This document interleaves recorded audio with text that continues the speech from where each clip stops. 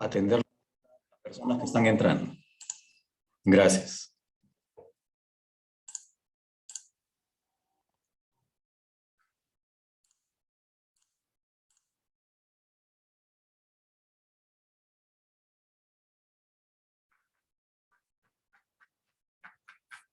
Buenas tardes. Buenas tardes.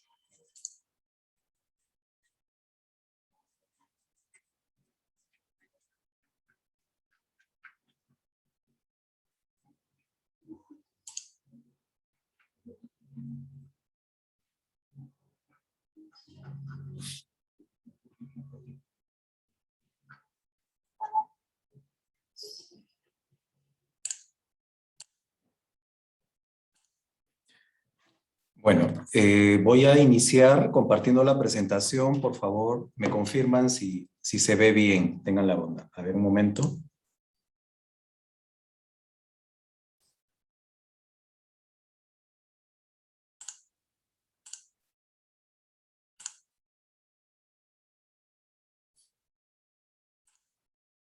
Por favor, confirmen si se visualiza. Sí, sí se visualiza. Ya, listo. Entonces, bienvenidos a este seminario de prevención de lavado de activos y de financiamiento al terrorismo, específico para corredores de seguros. En principio, me presento primero. Mi nombre es José Paz. Desempeño el rol de oficial de cumplimiento actualmente en Confipetrol, es una empresa del sector energía, construcción, minería. Tengo el encargo para Perú, la operación en Perú y en Chile. Antes he trabajado en el Grupo Falabella como oficial de cumplimiento corporativo para Banco Falabella y las empresas del grupo, ¿no? Corredores de seguros, Viaje Falabella, Open Plaza Inmobiliarias, que son los sujetos obligados. Ahora les voy a explicar qué es eso, ¿no? Y en general soy conferencista en temas de prevención de lavado. Respecto de mi formación, soy ingeniero industrial, tengo un máster en finanzas, tengo un máster en un MBA en administración y actualmente estoy cursando el doctorado en administración. Tengo cursos de certificación en Panamá, en España y en Chile. Luego de este comercial, lo que trato de decirles es que algo de experiencia tengo y un poquito de conocimiento también. Y la idea es compartirlo. Pero para que esto funcione, les voy a pedir que sin misericordia pregunten, por favor, lo que no entiendan, lo que no quede claro. Si desean, lo pueden escribir en el chat y yo les voy a responder. Aquellas preguntas que no se puedan responder quizá por el tiempo, igual me comprometo a responderlas quizá después de la clase, si es que fuera necesario y hay muchas preguntas. Pero para mí es importante de que se transmita conocimiento y que esta capacitación les sirva de algo. Por favor, todas sus preguntas son bienvenidas y si tengo que explicar varias veces lo mismo, no hay problema, ese es mi trabajo. Entonces, por favor, pregunten y traten de entender los conceptos. Muy bien, son las 6:03. Vamos a empezar con los conceptos básicos sobre este tema. A ver, permítanme.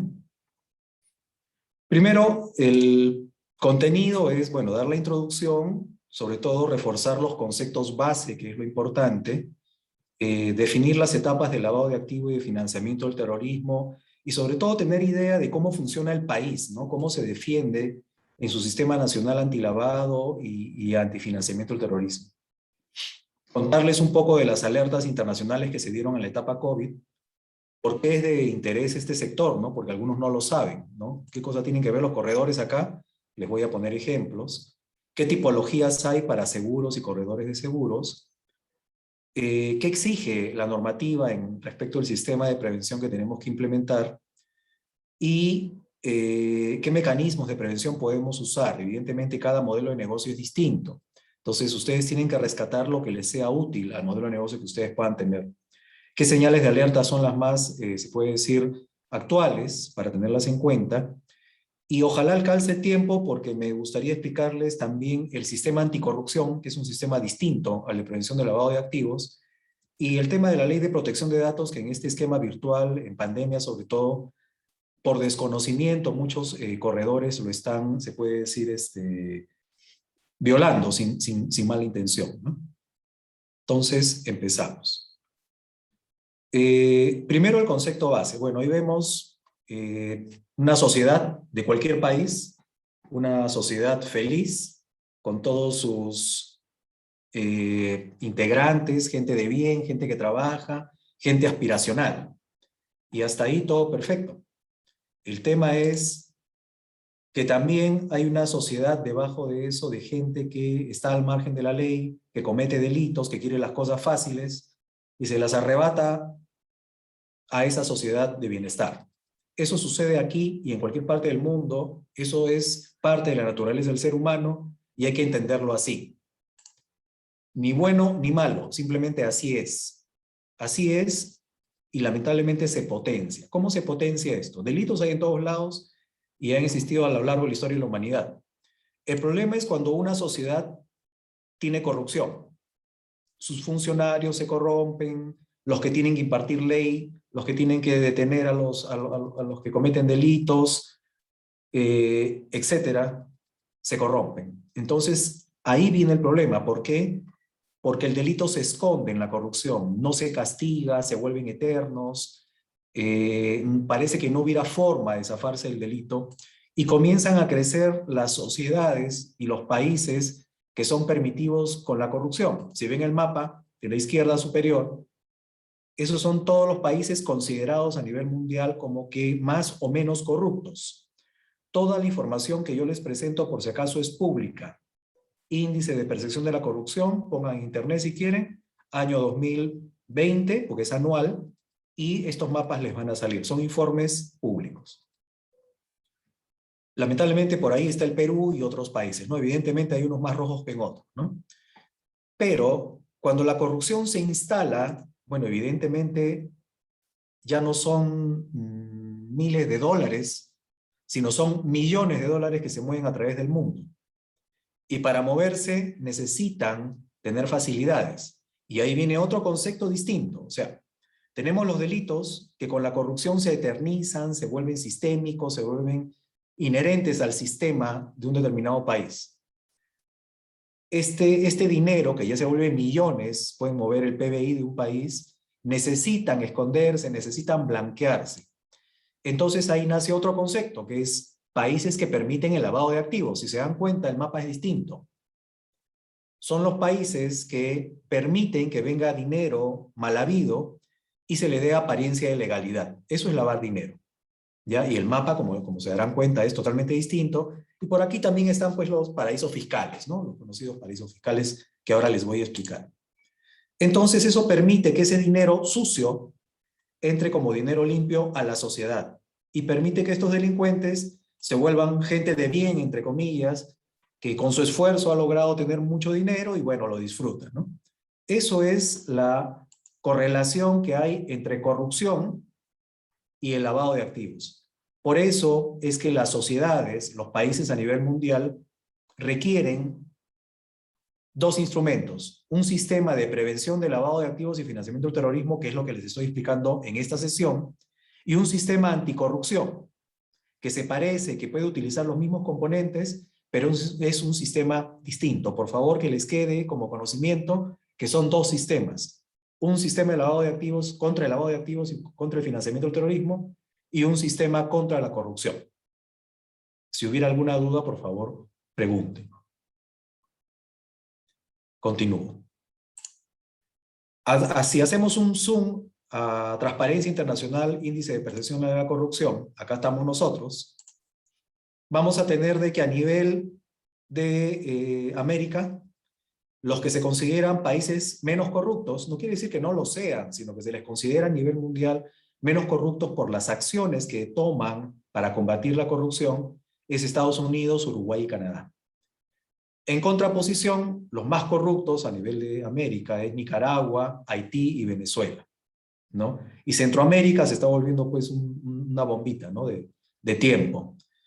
Perú está en el puesto 38, mejoró 2 puntos, básicamente porque ya comienza a castigar a sus funcionarios públicos.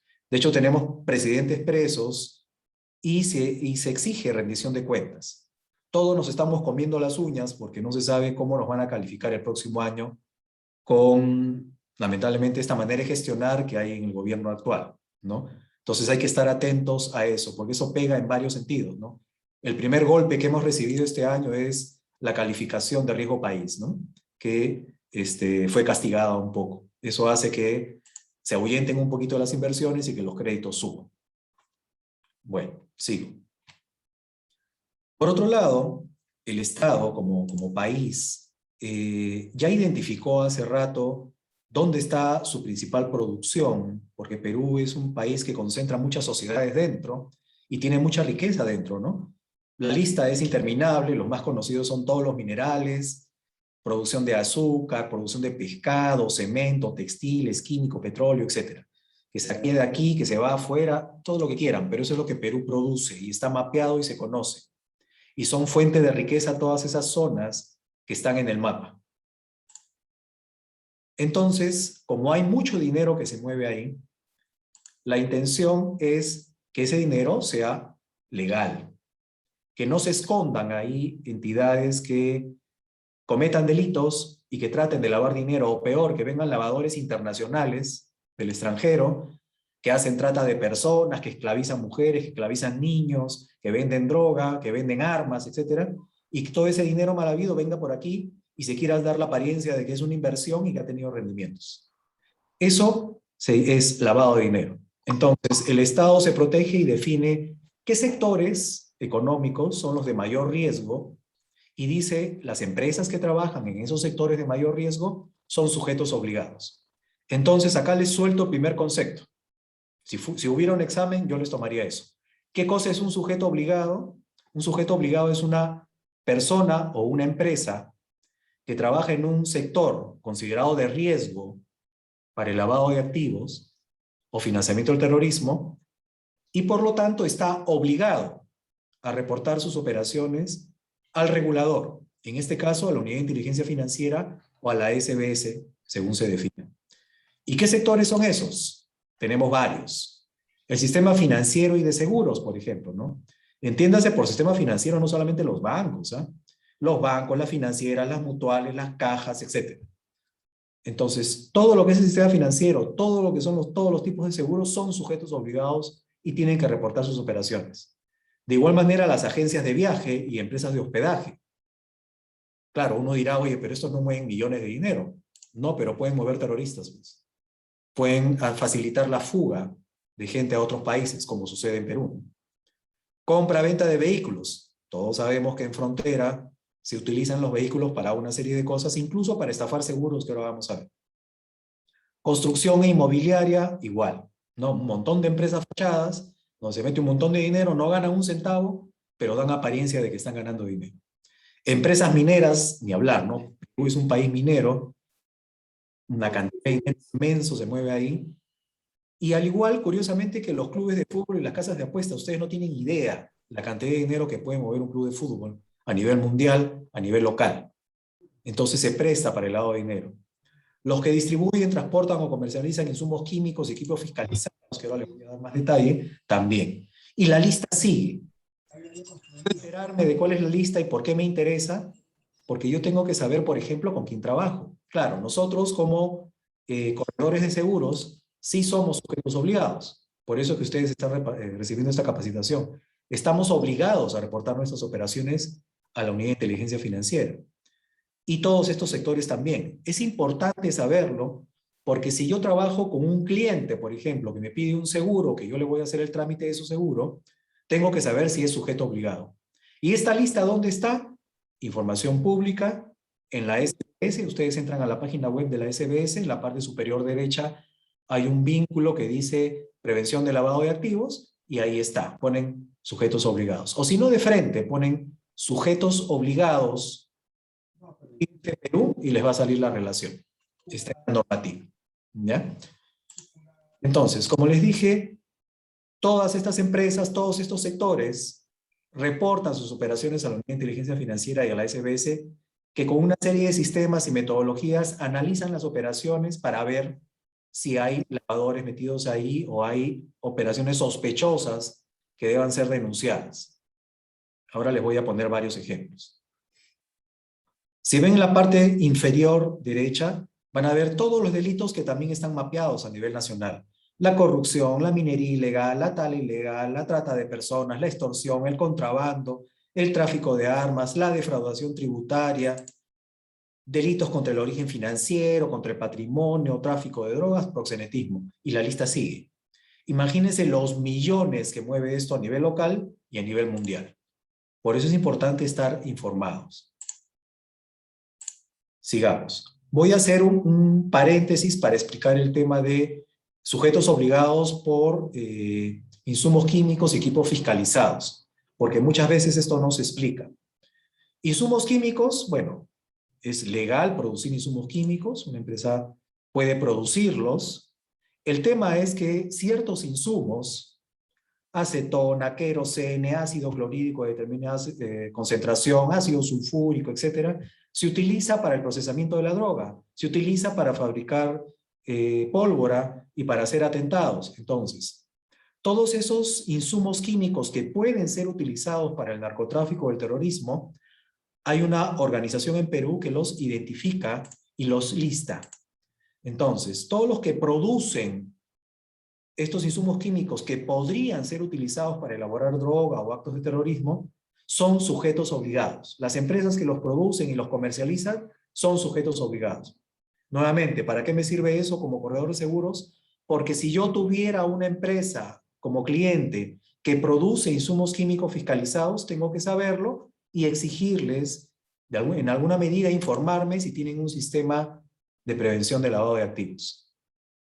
O tengo que tener cuidado para que no me vaya a arrastrar a mí, quizá a un caso de corrupción o de lavado de activos o de financiamiento del terrorismo. Entonces, para eso nos va a servir. ¿Qué pasa? Imagínense pues que estos insumos se producen y se elabora la droga. Evidentemente, se vende en el mundo la droga, genera mucho dinero y ahí viene la necesidad de lavar dinero, como les he mostrado antes. Entonces, la figurita de la derecha es bien gráfica, ¿no? Viene el delincuente con dinero sucio, entra al sistema financiero, por ejemplo, y se vuelve dinero limpio. Eso es lavado de dinero. Entonces, la SUNAT en Perú es la que lista qué insumos y equipos son fiscalizados. Equipos, por ejemplo, chancadoras de pista. Chancadoras estas para hacer pista, ¿no? Grupos electrógenos petroleros, por ejemplo. ¿Ya peleas? ¿Alguna pregunta? Bueno, ustedes dirán, pero bueno, de todos sus equipos,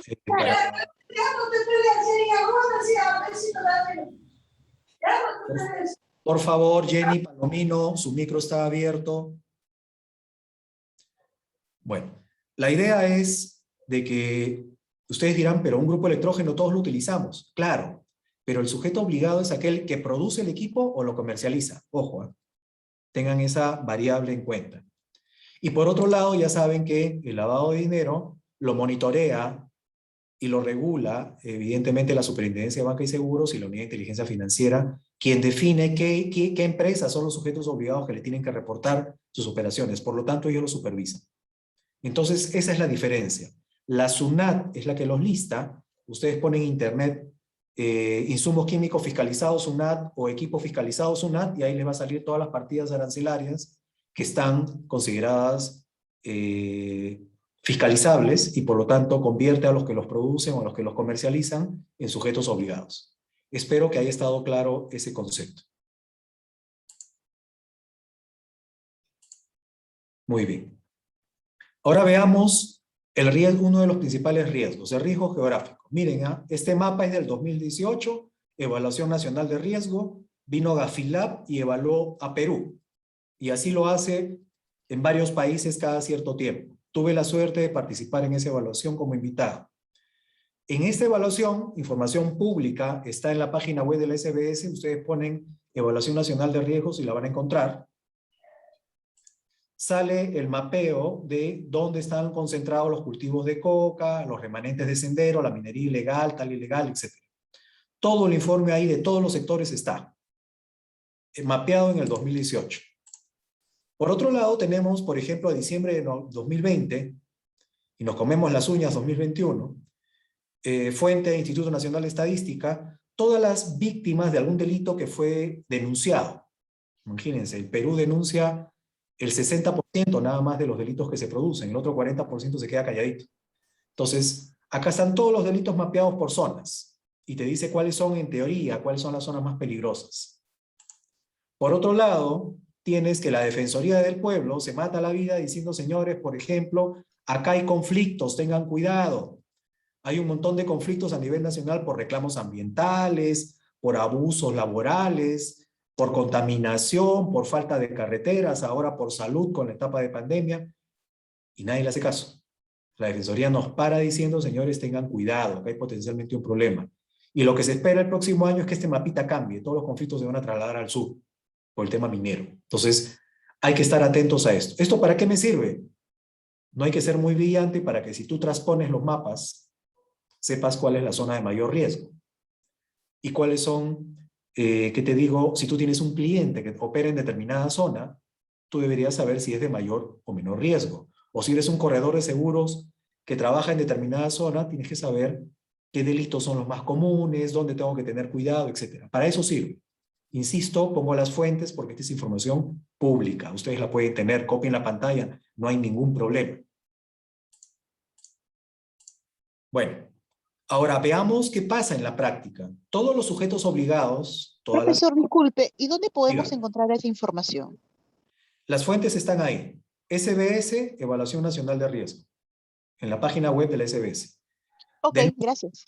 Denuncias de delitos, Instituto Nacional de Estadística e Informática, ahí ven en la parte inferior. Mapa de conflictos sociales, incluso tiene un mapa interactivo, ¿ah? En línea, te dice dónde están los conflictos sociales, la Defensoría del Pueblo. Prueben, métanse y van a ver. ¿Ya? Ahora, ¿qué pasa? Que todos los sujetos obligados, bueno, si es así, deberían estar reportando, pues, ¿no? Operaciones sospechosas. Si se dan cuenta, la Unidad de Inteligencia Financiera a septiembre del 2021, ¿ah? Hace poquito nomás, dice, miren, en las zonas más oscuras del mapa de la izquierda se concentran los ROS, los reportes de operación sospechosa de los sujetos obligados, en castellano.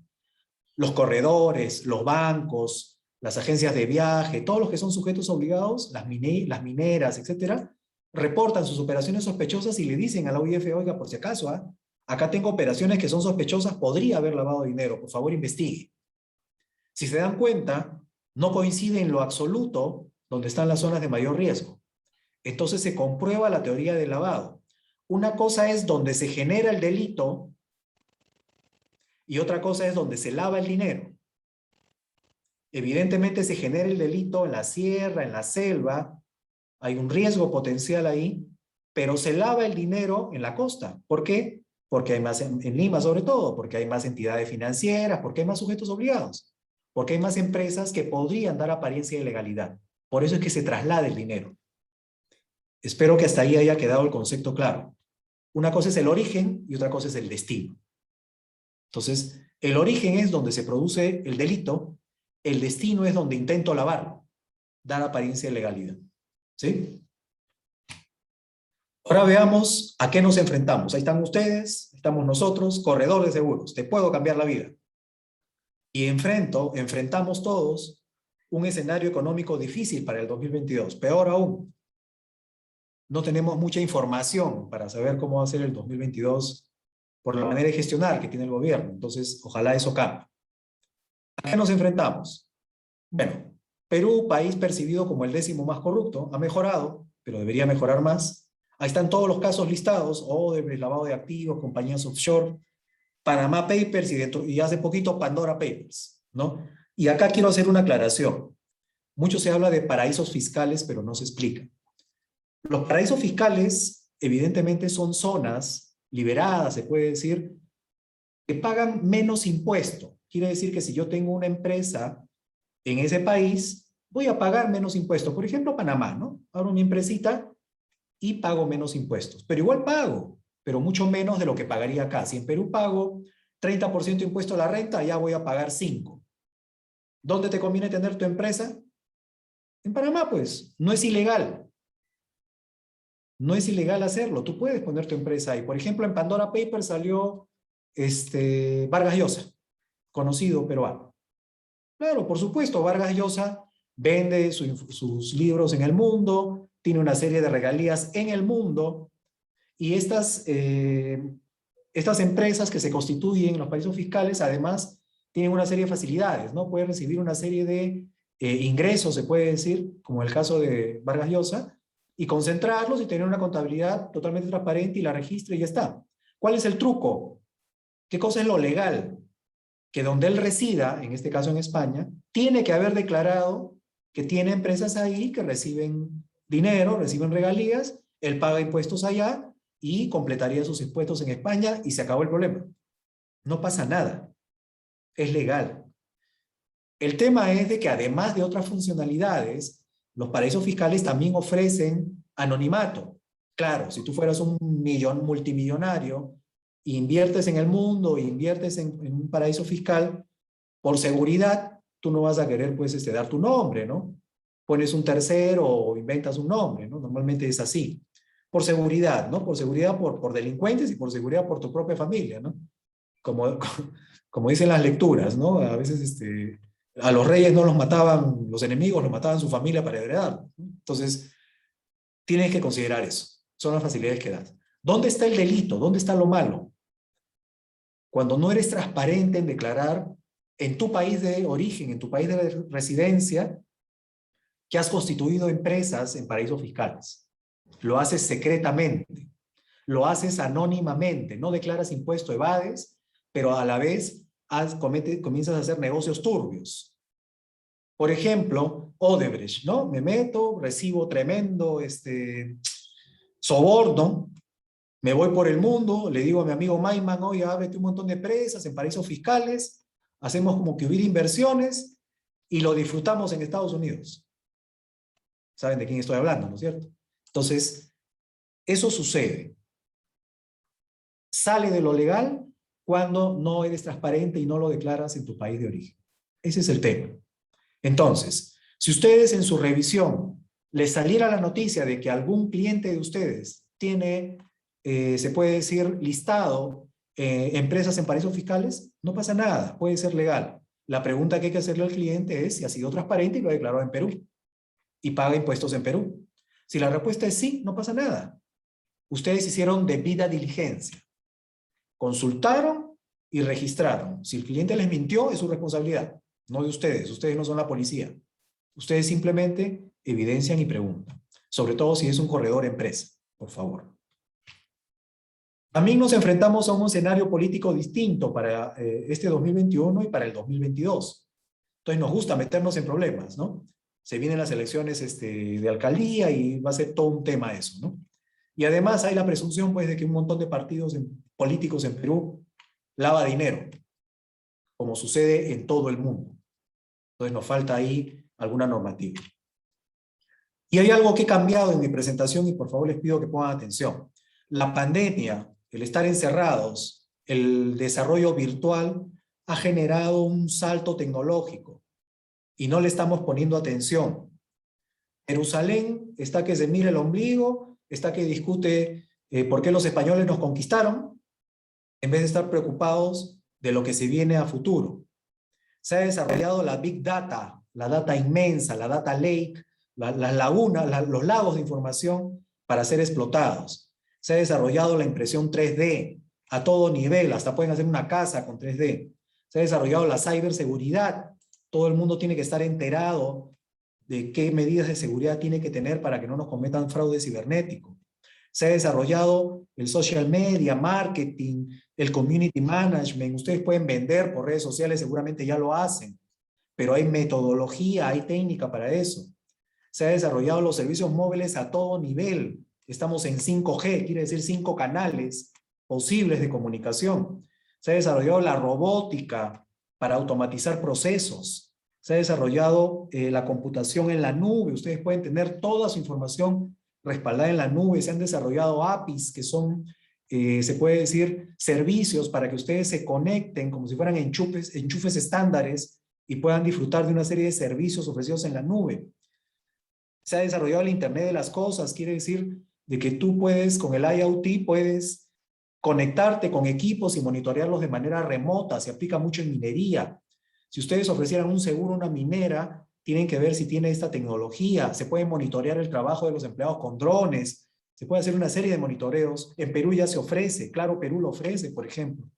Se ha desarrollado inteligencia artificial simulando el esquema de pensamiento humano. O sea, ustedes lo ven todos los días en los chatbots, ¿no? Que reconoce ciertas terminologías y palabras, y ustedes pueden semiconversar con un robot que va aprendiendo de las consultas y puede responder cada vez más cosas. Entonces, todo eso se ha desarrollado en el mundo, pero Perú sigue mirando para atrás. Entonces, es importante que ustedes, por favor, se informen de esto. Toda la información está en Internet. Es fácil, pero no la miramos. Queremos ver el partido de Perú nada más. Entonces, por favor, tenemos que ver esto con cuidado, porque eso va a hacer que la oportunidad, ¿qué te digo? La falta de concentración de uno sea la oportunidad del otro, ¿no? O sea, nos pueden sacar del partido bien fácil, si es que no nos ponemos las pilas y nos informamos un poquito más. Y si requieren una capacitación al respecto y ayuda al respecto, pídansela al instituto y armamos una presentación con todo detalle de esto. Porque es importante que por cultura general todos sepamos de estos desarrollos tecnológicos. Por otro lado, tenemos que todo esto nos enfrenta a nuevos riesgos. Imagínense, toda la tecnología que hay nuevas formas de cometer delitos también, pues, ¿no? Hay un riesgo reputacional distinto. Hay fraudes que se cometen, hay corrupción que sucede, hay lavado de activos y financiamiento del terrorismo. ¿Ya? Tengamos mucho cuidado, tenemos que estar informados.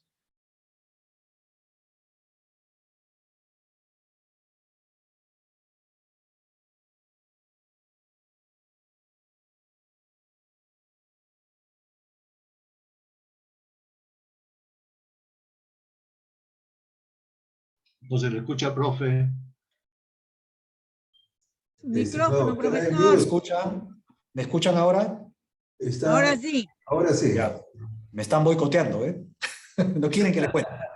Estaba en Bueno. mute. Claro. Los mafiosos empiezan Bueno, ¿escucharon hasta el desarrollo tecnológico?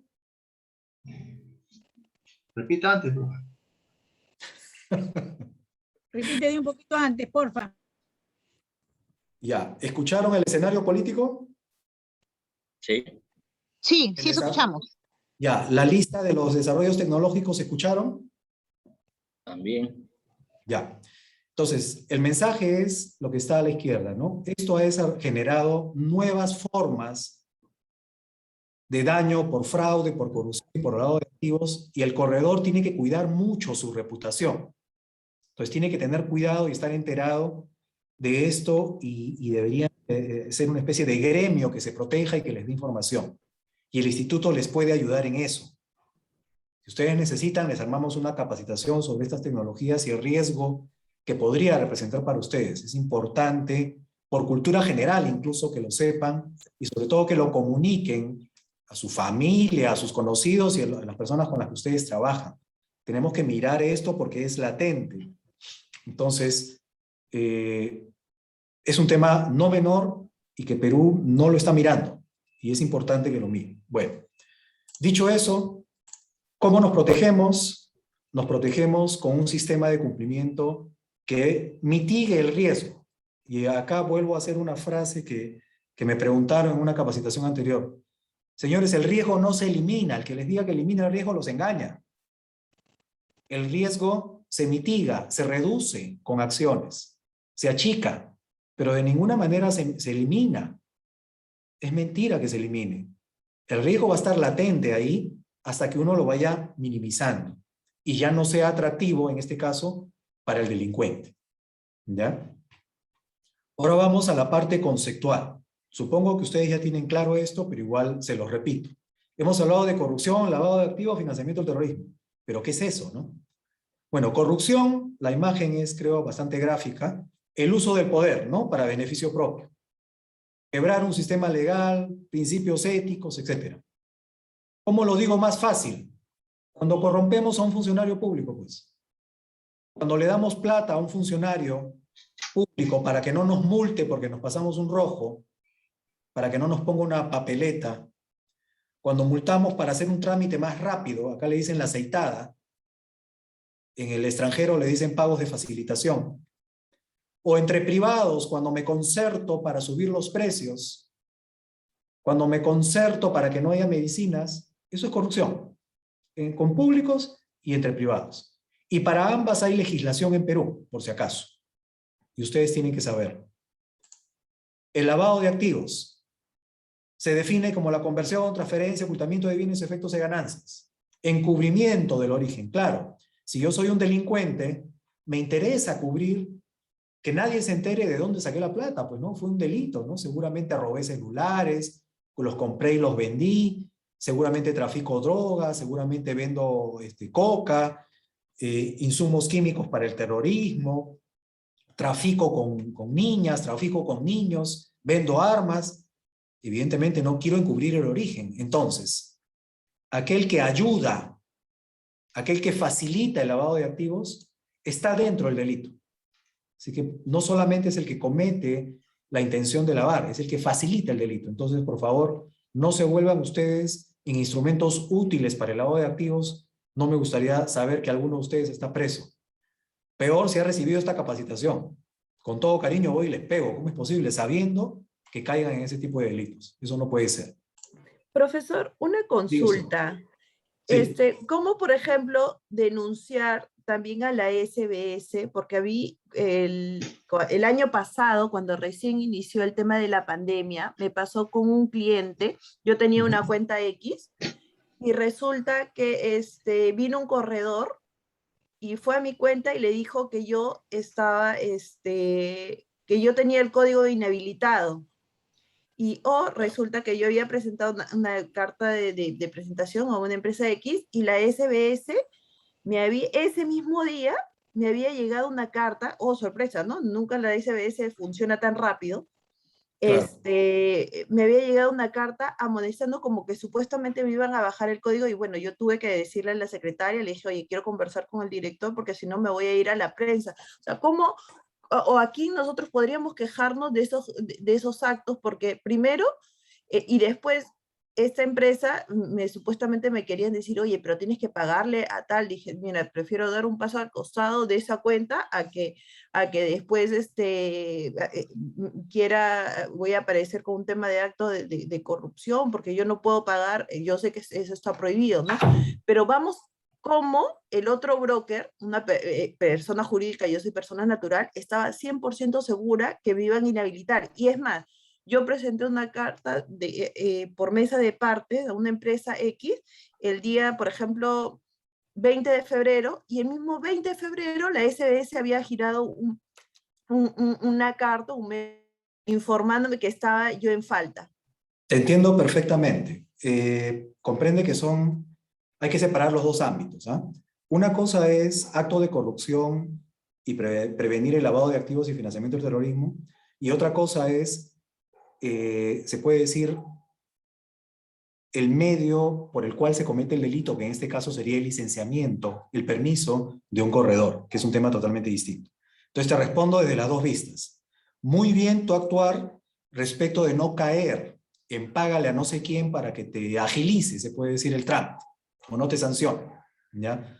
Porque te hubieras metido en un problemón, corrupción de funcionario público, y sanciona muy duro, con varios años de cárcel, y mucha gente cae por desconocimiento. Por eso insisto muy bien lo que hiciste. Nunca, no te metas, en general, no se les ocurra corromper a funcionario público, porque no solamente es un tema reputacional, es un tema penal. Y lamentablemente a veces la cuerda se corta por el hilo más delgado. Entonces, tengan cuidado con eso. Por el otro lado, lo que tú estás señalando, acá hay dos cosas, ¿no? Hay un tema penal, porque se puede decir, se ha cometido delito al calumniarte y al tener información, entre comillas, privilegiada para dejarte fuera de la cancha, ¿ya? Entonces, eso amerita que tú pidas una consideración, o sea, que te respondan por qué se dio esa baja, cuál fue el problema real, y si ese problema es justificable, llamar la atención por qué fulano de tal tiene esa información, primero. O sea, lo que te estoy diciendo es, primero, preguntar con toda transparencia, ¿qué pasó? ¿Cuál es el problema y cómo es posible que esa información se haya filtrado? Dependiendo de la respuesta que te den, tú vas a decidir si te satisface o ya contratas un abogado y pones una denuncia penal. porque puede haber delito ahí entre funcionarios públicos coludidos con un particular, ya que es netamente corrupción y es distinto a la prevención del lavado de activos. No sé si hasta ahí fue suficiente mi respuesta. Sí, profesor, gracias. No, no fue la corrupción hacia el funcionario del SBS, sino de una entidad que supuestamente me estaban ofreciendo que yo les pague, pero obviamente el otro broker, que era persona jurídica, aparentemente estaba haciendo eso para que obviamente tener un argumento mayor, porque obviamente lo que me había presentado la SBS no justificaba, pero bueno, al Si final... tú tienes evidencia de ese acto de corrupción entre particulares con un tercero, y tienes evidencia, tú tienes forma de reportar esa operación sospechosa. Ahí sí cambia la cosa, eso es prevención de lavado de activos.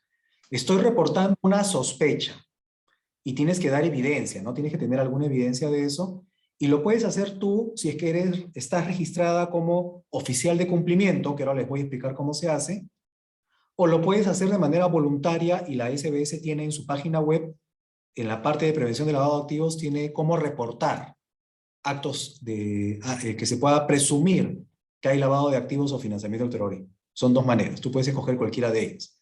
Lo correcto, si es que tú eres corredor independiente, sola, es que tú seas oficial de cumplimiento registrado ante la SBS, es fácil registrarse, ahora te explico cómo, y reportes tu operación sospechosa. No es una denuncia penal, no le haces daño a nadie, la SBS lo maneja con total anonimato y ellos de oficio investigan. Y ya está. Solamente reportaste. Incluso te puede defender. Dios no lo quiera, hubiera un caso gigante de corrupción y te involucran, tú sacas ese papelito y dices, oiga señor, yo reporté. Yo hice lo que la ley dice, reporté mi operación sospechosa. Y eso te defiende, créeme. ¿Ya? Entonces, cierro ahí para poder continuar, ¿sí? Gracias. Ya.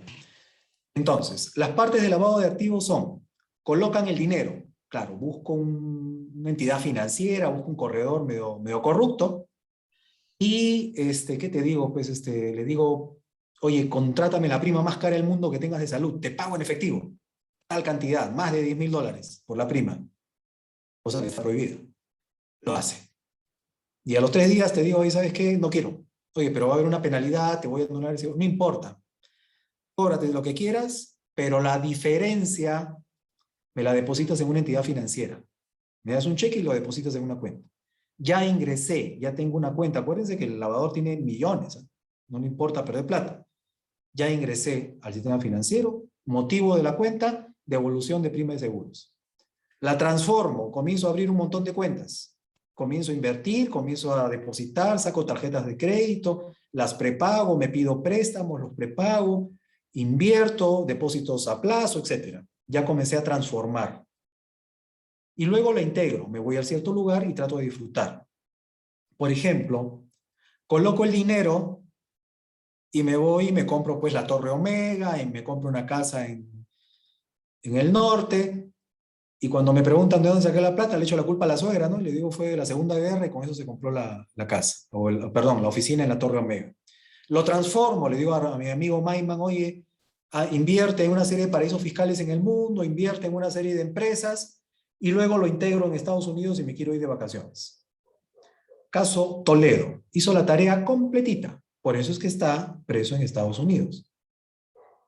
Preso en domicilio, pero está preso y se espera que venga pronto, ¿ya? Y hay una frase que por favor les pido que tengan en cuenta, cuyo origen ilícito conoces o debías presumir.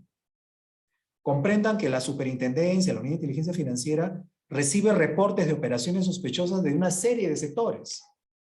Ellos no son especialistas en esa serie de sectores, los especialistas somos nosotros. Entonces, si tú trabajabas en, ¿qué te digo?, en construcción, en la época de Odebrecht, no me digas pues que no sabías que la plata que te daban era una coima, pues. No me digas que no sabías, no me digas que era normal. Bien que sabías que era una coima y que estabas en un acto de corrupción. Entonces, la ley dice, cuyo origen ilícito conoces o debías presumir porque tú eras especialista en el sector. Ojo, nosotros somos especialistas en el sector seguros. Algo parecido es el financiamiento del terrorismo, ¿no? El financiamiento del terrorismo también colecta dinero, pero el fin es distinto, no lo quiere disfrutar, lo que quiere hacer es un acto terrorista. Y gracias a Dios acá nuestros terroristas ya no son tan ideólogos, ¿no? Nuestros terroristas son más, más mercenarios, ¿no? Más de sacar plata por el narcotráfico que otra cosa. Acá no hay ISIS, acá no hay otro tipo de terrorismo, y ojalá que no lo haya, ¿no? La secuencia se parece un poco, ¿no? Recaudan dinero, disponen el dinero y lo utilizan. Y pueden recaudar dinero de manera lícita, y eso es lo peligroso, ¿no? Puedo abrir una página web, yo suelo poner este ejemplo porque es conocido en Perú. Puedo abrir una página web, pongo una fotito de niños así enfermos, tirados en el suelo, y digo, salvemos a los angelitos de la selva que están sufriendo de COVID, de dengue y de no sé qué otras enfermedades. Y un montón de gente buena en el mundo va a colaborar y me va a dar plata. Lo que no saben es en qué lo voy a usar. Entonces, ya recaudé dinero lícitamente y voy a disponer para comprar armas a militares corruptos, para hacer atentados y robar más armas, explosivos, insumos químicos, llevar droga, etc. Comienzo a disponer de dinero y para entrenar a chicos en manejo de armas, y luego lo utilizo en una serie de atentados, convenientemente, evidentemente, ¿no? Entonces, por ejemplo, por eso es que las ONG también son sujetos obligados. Entonces, esas son las etapas que tiene el lavado de activos y el financiamiento del terrorismo. En el caso del lavado de activos, tratan de ocultar el origen, de dónde saqué la plata. En el caso del terrorismo también, pero más les interesa, porque puede ser lícito, insisto, más les interesa ocultar el fin. ¿Qué cosa es lo que voy a hacer? Voy a hacer un atentado, evidentemente que nadie se entere. ¿Cómo se protege el Estado? El Estado tiene un sistema anticorrupción. Como ven, en la figura hay una parte de prevención y de análisis, que son todos los sujetos obligados, incluidos nosotros, que reportan sus operaciones sospechosas, ROS, a la Unidad de Inteligencia Financiera. Los órganos supervisores también reportan. Hay varios supervisores. Indecopi, SUNAT, OSINERMIN, etcétera, reportan también operaciones sospechosas.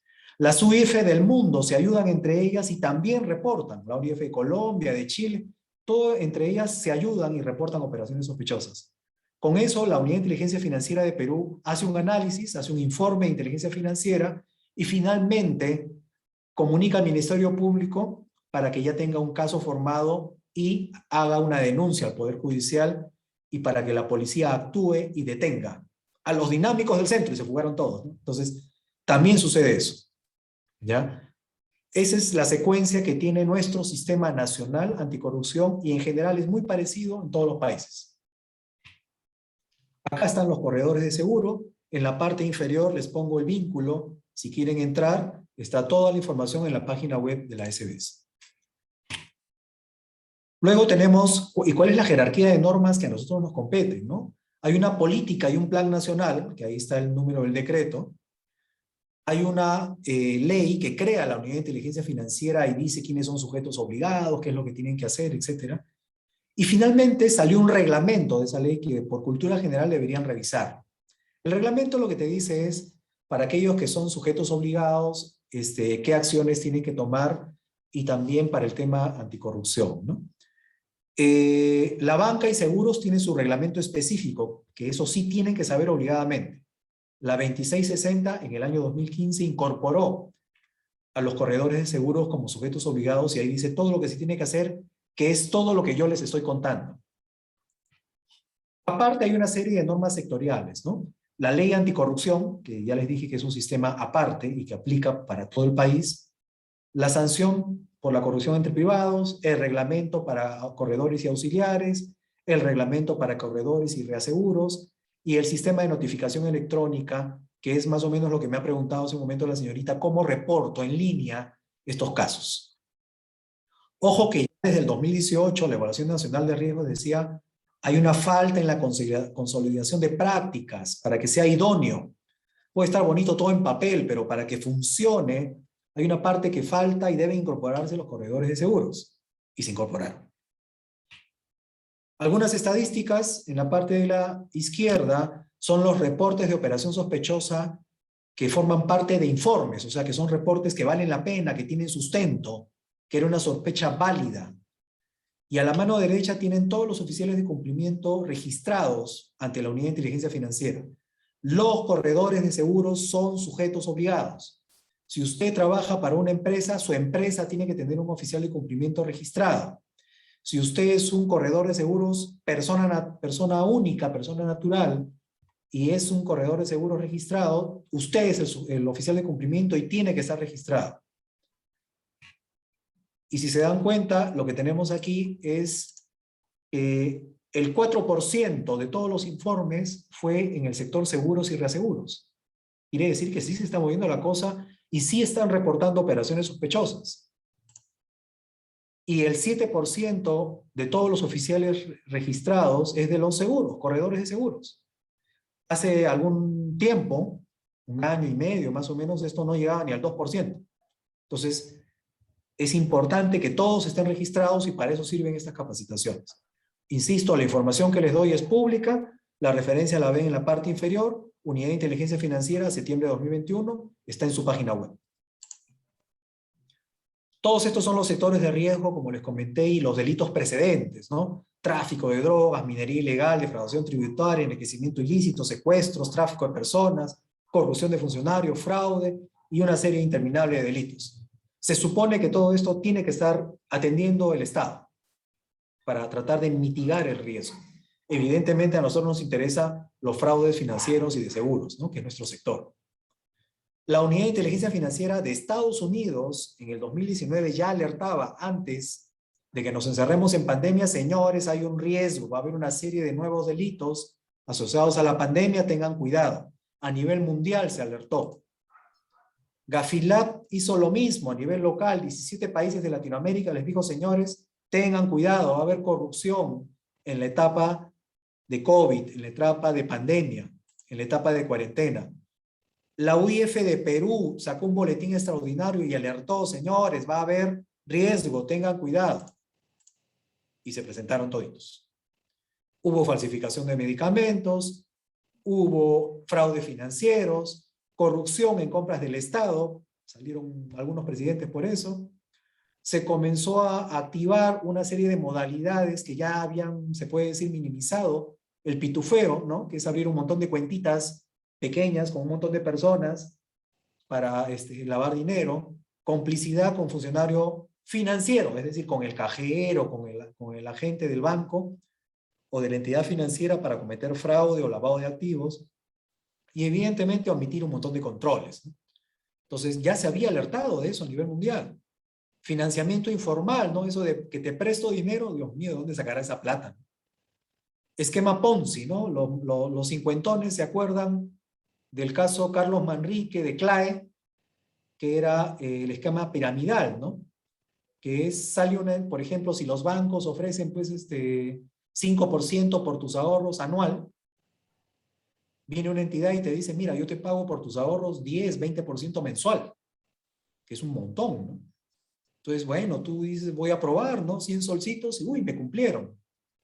300 soles, uy, me cumplieron.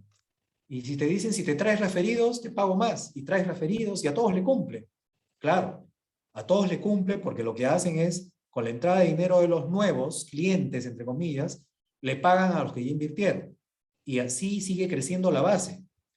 El problema es cuando la base ya no crece. Entonces el que dirige esa entidad agarra todo ese dinero y se fuga, ¿no? Y a todos los deja sin plata. Eso pasó en Perú, caso CLAE, lo pueden buscar en internet. Carlos Manrique, la SBS intervino oportunamente, pero lamentablemente hubo un montón de gente que perdió dinero, sus ahorros metidos en esa entidad, ¿no? Hasta ahora creo que le están devolviendo. Nuevas monedas virtuales, bueno, todos los días nos llegan noticias de esto. Ya se había advertido que esto iba a servir para lavar dinero por el componente virtual, por el componente de anonimato y por la falta de controles que tiene, ¿no? Y evasión de controles al contratar empleados, clientes y proveedores. Todo esto ya se había advertido en abril 2019. Y muchas de esas cosas, si no son todas, ya ocurrieron en Perú. Entonces, es importante estar atentos, informados, ya lo habíamos incluido en nuestras capacitaciones, pero igual, así somos. Y así somos en general, ¿eh? Esto pasa en el mundo. Hay un nuevo concepto que ustedes tienen que saber, no sé por qué no lo incluyen en las capacitaciones en Perú, pero en las capacitaciones del extranjero ya está incluido hace tiempo. Si ustedes trabajan con clientes del sector real, mineras, inmobiliarias, petroleras, etcétera, este concepto posiblemente sus clientes les pregunten a ustedes, ¿no? Si lo manejan. Esclavitud moderna. Claro, uno dice esclavitud hace siglos, no hay. Mentira, hay un nuevo tipo de esclavitud moderna. básicamente es el abuso, ¿no? Tener en condiciones infrahumanas a otros en base a amenazas o abuso de poder. Los tienes en pobreza extrema y básicamente las causas son pues esa pobreza y la migración desde zonas de conflicto o los migrantes, ¿no? Por temas económicos, ¿no? Ejemplos, servidumbre por deudas. Por ejemplo, en Perú se traen niñas de la selva, niñas de la sierra, vas a trabajar en Lima, pero como te pagué el pasaje y te estoy alimentando y te estoy hospedando, me debes una cantidad de dinero que tú nunca jamás me vas a poder pagar. Así que te vas a prostituir y que con lo que ganes me vas a pagar. Y así te tienen, ¿no? Amenazado. Trabajo forzoso, ¿no? Te obligo a pagar, como si fueras un esclavo. Tengo una nave en medio del océano y te obligo a hacer manufactura en el océano, aguas internacionales. Y si no te gusta, te tiro los tiburones, pues, ¿no? Caso que se presentó en Asia, ¿ya? Y no podía salir, y te traían con trabajo forzoso. Explotación sexual, las que ya les conté, y otra, ¿no? Es un mundo donde eres un objeto y trabajan contigo como si fueras cualquier cosa, ¿no? Trabajo infantil, bueno, la foto dice mucho, ¿no? Niños trabajando más que adultos, horas de horas, no estudian, mal alimentados, etc., ¿no? Matrimonio forzado, ¿no? Hombres mayores casándose convenientemente con niñas y eso termina en muchas cosas, ¿no? Entonces, y ya ni siquiera es hombre-mujer, ¿no? Hay hombre-hombre, mujer-mujer, etc. Ah, pero eso no pasa. No, señores. Noticias. Trabajo infantil en los Estados Unidos. Denunciado. Trabajo forzoso, casi esclavitud en Argentina. Argentina es una bomba de tiempo. Su rendimiento económico a nivel país tiene un problema. Va a entrar en default en poco tiempo. Explotación sexual en niños, niñas y adolescentes en Brasil. Venezuela, el país con mayor opresión. 174.000 aproximados en esclavitud moderna. En la parte inferior vean las cifras de Perú. Se estima que 80.000 personas están en esclavitud moderna. Es el 2.58 de cada 1.000. En Venezuela se estima que es más o menos el 15%, imagínense. Entonces, no es un tema menor, es un concepto que hay que tenerlo en cuenta. Hay que visitar al cliente, hay que saber dónde trabaja y hay que tener ojo para saber si está metido en estas cosas. Entonces, ahí les pongo la referencia a nivel internacional y estas son cifras pre-pandemia incluso, ¿eh? A todos nos da miedo cómo estará en pandemia, pero este es un concepto que ya se trabaja, ya se enseña en otros países y en Perú no sé por qué no se está enseñando. Bueno, sigamos. Alertas. ¿Qué pasa con los corredores a nivel mundial? En el 2019, bueno, el Ministerio Público, con el caso Odebrecht, ¿no? Embarró a una empresa peruana. En España, un fraude de seguros inmenso, con una serie de siniestros climatológicos que no se puede decir, no se cubrieron, por decirlo de alguna manera. En Chile se sancionaron a 10 compañías, no una, no dos, 10, por incumplir el proceso de contratación de rentas, ya comenzaban a defraudar. El más sonado en Sudamérica ha sido hasta este año incluso, Seguro Sucre, ¿no? Con un monopolio de sobornos. ¿Qué hacían estos señores? Se coludieron para que todas las entidades del Estado obligadas tenían que contratar con un solo seguro, por eso es que se habla de monopolio. Su infraestructura, sus locales, etcétera, tenían que estar asegurados. Todo ese dinero iba a la empresa. Lo normal era que la empresa reasegurara a nivel internacional. No reaseguró nada. Y cuando hubo un terremoto, ahí se notó, pues, ¿no? Entonces, todavía sigue el tema. Tanto así que en este año ya han condenado, ¿no?, al expresidente de Seguros a una cantidad de años de cárcel en Estados Unidos, ¿no? Y la investigación en Ecuador sigue en curso, ¿no? Entonces, el que me diga que no se comete fraude, que no hay corrupción en corredores de seguros, no, señores. Ahí les traigo la evidencia. Estamos hablando de España, Chile, Perú, Ecuador. ¿Ustedes creen que no se mueven en el mundo? Se mueven. Entonces, tienen que estar capacitados. Para eso sirve esto. La última noticia que salió, pues, que en general, ¿no? Se considera, pues, de que en sí la aseguradora no es el objetivo específico, ¿no? Yo no quiero... La aseguradora en todo caso es un instrumento para el lavado de activos, ¿no? Lo que necesito son sus pólizas. Y necesito un experto que me haga entrar y contratar pólizas. ¿Quién es el experto? El corredor, pues. Entonces ya saben por qué son tan atractivos. Y justo viene el tema acá. ¿Por qué un corredor es interesante para estos delincuentes? Primero, porque hay dos etapas, ¿no? Cómo intermediar la póliza de seguro, pues, en función de la cobertura, y ustedes son expertos en eso. Y por otro lado, cuando se comete el siniestro, tienes que asesorar, ¿no? Y hay una serie de productos para cubrir una serie de cosas en función del riesgo. Entonces, tenemos la fase de aseguramiento y la fase de reclamación. En castellano, ¿por qué son interesantes? ¿Por qué somos interesantes? Por el conocimiento. Somos expertos en asegurar, en reasegurar, en orientar al cliente cuál es el mejor producto, cuál es el mejor servicio y cómo entrar a contratar una póliza y que no sea rechazada. Tenemos información del negocio, no solemos reportar operaciones sospechosas y estamos dispuestos a asociarnos y tercerizar y entre nosotros ayudarnos, entre comillas, ¿no? Pero esa ayuda a veces juega en contra. Entonces tienen que saber con quién se asocian, tienen que saber con quién tercerizan. Por eso es la debida diligencia. En castellano es, tienes que saber con quién estás trabajando. Pide la información, visítalo, mira. Por eso es que el corredor de seguro es interesante. Tiene toda la información, es experto. Entonces tienen que tener cuidado porque pueden ser acusados de ser instrumento útil para el lavado de activos o el financiamiento del terrorismo. Ejemplos. Alertas más comunes, ¿no? Corrupción y lavado de activos. Tengo gente que logra trámites muy rápido, ¿no? Trámites regulatorios, ¿no? Normalmente demoran un mes y este señor los consigue en 3 días. ¡Qué miedo! ¿A quién habrá aceitado? No parece preocupado por el costo de la prima. Qué raro, ¿no? En Perú, que alguien pague y no le preocupe, no importa qué cueste, yo quiero ese seguro. Investiguen un poco. Que ofrecen costosas recompensas o regalos, ¿no? Te comienzo a regalar cosas, ¿no? Te enamoro para que me consigas un seguro y vamos a celebrar. Tengan cuidado. No registrado ante el regulador, pero que compra seguros de vida para sicarios, ojo, ¿eh? Compra seguros de vida para sicarios y luego los cobran ellos. ¿Y yo cómo me entero? Bueno, entra a la página web, entra a cualquier buscador web, pon el nombre del cliente, pon las palabras clave, fraude, corrupción, sicariato, denuncia, y ya está, te va a salir toda la información. Así de fácil, ¿eh?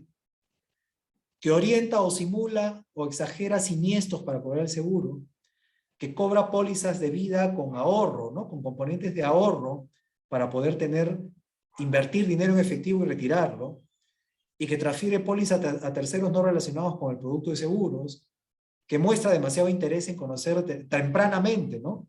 Cómo termina el seguro, ¿no? Entonces, hay que tener información de eso, ¿ya?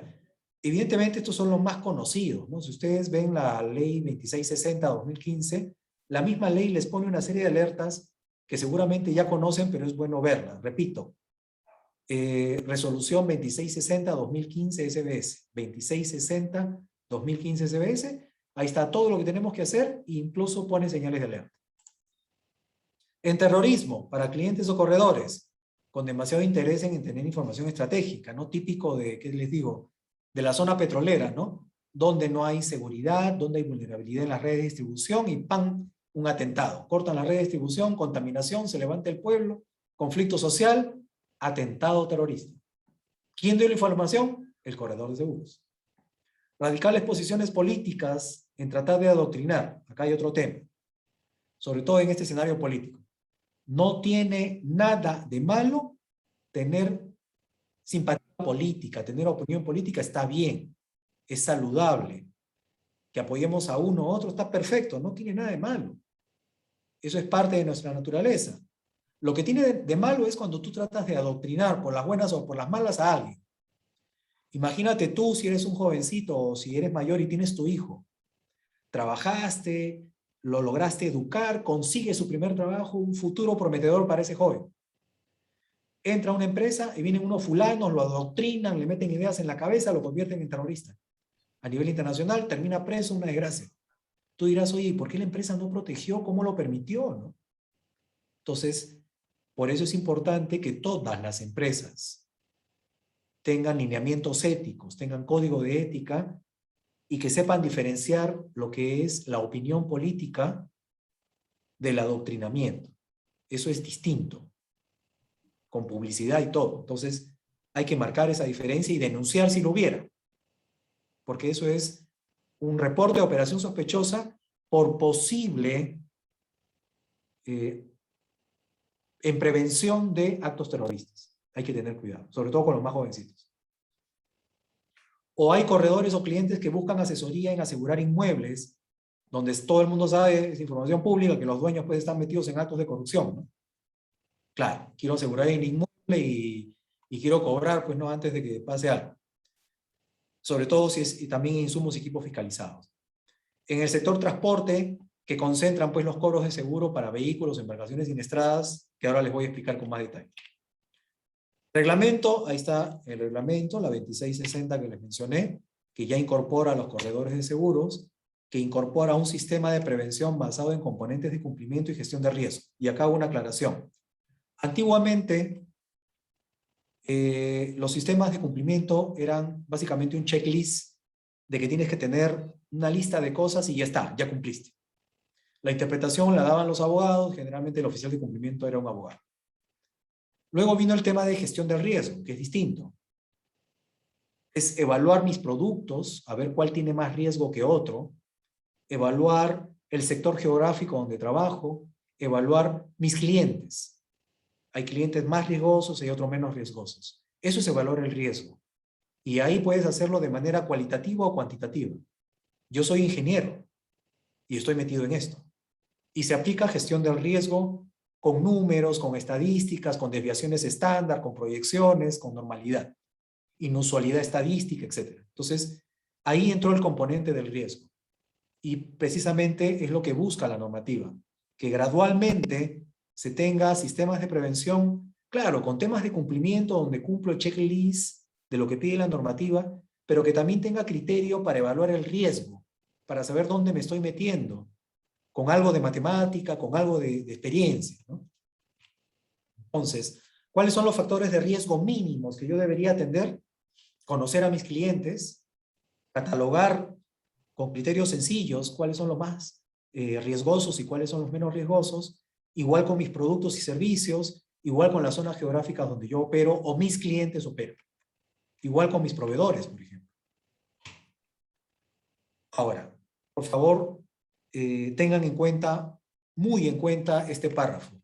Cuando ustedes no se encuentren en capacidad de hacer la debida diligencia, es decir, en conocer al cliente, en conocer al proveedor con el cual trabajan, ustedes tienen todo el derecho de no iniciar relaciones comerciales o iniciarlas y evaluar la posibilidad de efectuar un reporte de operación sospechosa. Insisto, el reporte de operación sospechosa no le hace daño a nadie, es un reporte nada más. Ojalá te equivoques, ojalá no tengas razón, pero si tienes razón, qué miedo, ¿no? Haz tu reporte de operación sospechosa, pero hazlo bien. No hables de la persona, habla de la transacción económica, de la operación, del seguro que está contratando, que no tiene correlación con el cliente o sus ingresos, etc. Eso es lo que tenemos que cuidar, ¿ya? Esto es lo que exige la normativa para un sistema de cumplimiento de una empresa. Que tengas un oficial de cumplimiento, que tengas conocimiento de tus empleados, clientes y proveedores, que evalúes tus operaciones, que definas tus alertas y que conserves tus documentos por si acaso 10 años. Tienes que conservar tus documentos 10 años. Ya saben cuánto demora una investigación y un juicio en Perú, en el mundo en general. Entonces puede venir tranquilamente el regulador o el Poder Judicial y te dice, señor, yo estoy viendo el caso tal que usted atendió en el año, hace 5 años. Tiene que darme la información y la tiene que tener. Tienen que tener sus informes anuales, semestrales en realidad, del oficial de cumplimiento para decir cómo va su plan de trabajo, qué cosa ha detectado, cuántos ROS ha reportado, etc.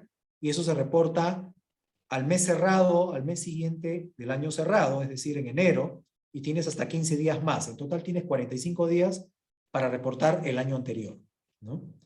Y tienes que hacer tus reportes de operación sospechosa si fuese el caso. Y tienes que justificar si tuviste una alerta y decidiste no reportar. ¿Por qué dijiste esto no es una operación sospechosa? Pero tienes que guardar evidencia de por qué fue esa decisión. Decir no me acuerdo no te salva. Tienes que saber. Como soporte en la parte inferior tienes que tener tu manual y tu código de conducta por lo menos. y tener capacitaciones, como esta, por ejemplo, 2 al año. ¿Ya? Eso es para empresas. Lo que está resaltado en rojo es si tú no eres una empresa y eres una persona, un corredor seguro, persona natural, ¿no? Que ejerce, está registrado como corredor. Ah, ya, si es así, solamente tienes que registrarte como oficial de cumplimiento en la página web de la Unidad de Inteligencia Financiera, tienes que conservar tus documentos, tienes que saber cómo reportar una operación sospechosa y recibir capacitaciones. Y listo. Los detalles están ahí en las letras, ¿no? Si tú eres un corredor que trabaja para una persona jurídica, que es corredor de seguros, ah, ya, tú no requieres ser oficial de cumplimiento. La persona jurídica es la que tiene que hacerlo. Los reportes de operación se hacen para todas las comisiones que cobramos, todos los corredores que reportan comisiones arriba de $10,000 o seguros de vida y ahorro e inversión arriba de 1.500. ¿Qué cosa es eso? La compañía de seguros, no el corredor, la compañía de seguros y la empresa que es corredor de seguros tienen que hacer su reporte de operación, reportar sus operaciones mensualmente a la superintendencia. Y va a reportar las que están listadas ahí. Y hay una forma de hacerlo y lo detalla la UIF en cómo se debe reportar. Por lo tanto, la Unidad de Inteligencia Financiera, por si acaso, está perfectamente enterado de quién es el corredor, quiénes comisionan esas cantidades, quiénes venden ese tipo de seguros con esas primas de inversión. ¿Ya? Lo sabe perfectamente. Y cuando se reporta una operación sospechosa, Dios no lo quiera, de alguno de ustedes, bien fácil vas a ver, pues, si están metidos en algo. ¿Ya? Si ustedes no lo saben, el seguro ya reportó quiénes son sus corredores y qué operaciones hacen, por si acaso. Internamente también hay que capacitar, ¿no? No basta. El oficial de cumplimiento, claro, tiene que ser capacitado y parte de su obligación es reportar al interior, capacitar al interior.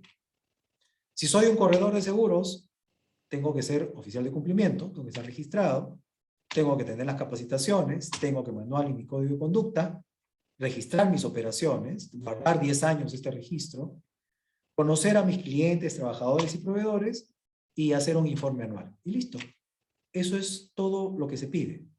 No es difícil, es solamente cuestión de programarlo y tenerlo. Y si necesitan ayuda, la entidad, el instituto los puede ayudar. Tienes que estar en capacidad cuando se presente de reportar una operación sospechosa, como la que la señorita nos acaba de contar hace un momento. Todo aquello que te dé sospecha, lo debes reportar, evidentemente con algo de evidencia, ¿no? El me dijo, yo creo, eso no sirve. Tiene que haber algo de evidencia. ¿Sí? Profesor, una consulta. Diga usted. ¿Desde cuándo está vigente este ser oficial de cumplimiento y tener todas estas cosas para ser una especie de alguacil del seguro nosotros?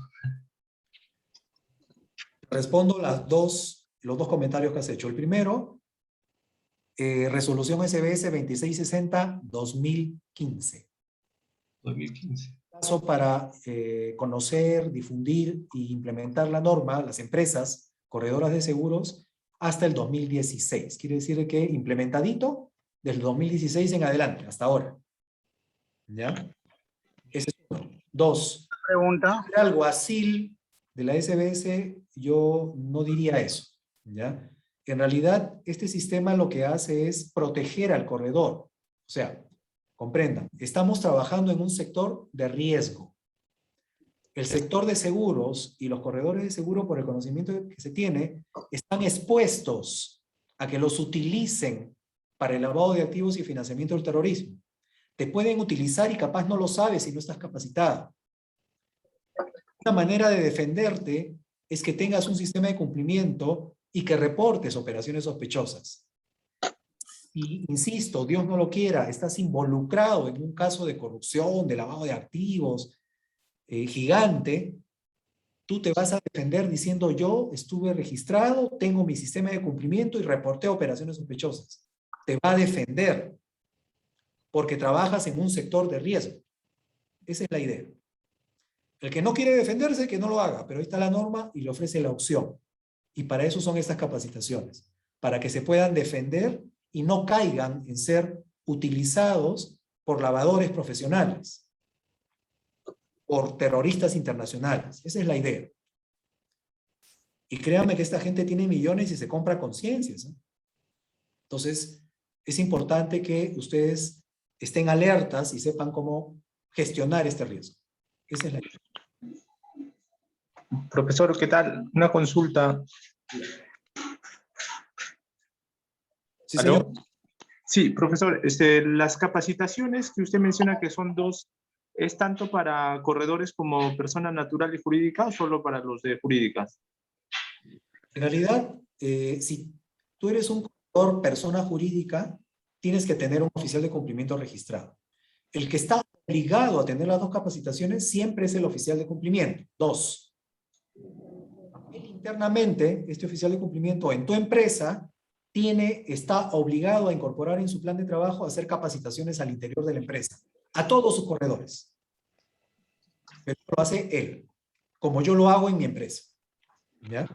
Si tú eres un oficial de cumplimiento, persona natural, y estás registrado y tienes licencia para hacerlo, tú tienes que estar registrado como oficial de cumplimiento. Y sí tienes que tener 2 capacitaciones al año. Y esta te sirve. ¿De acuerdo? Ah, ok.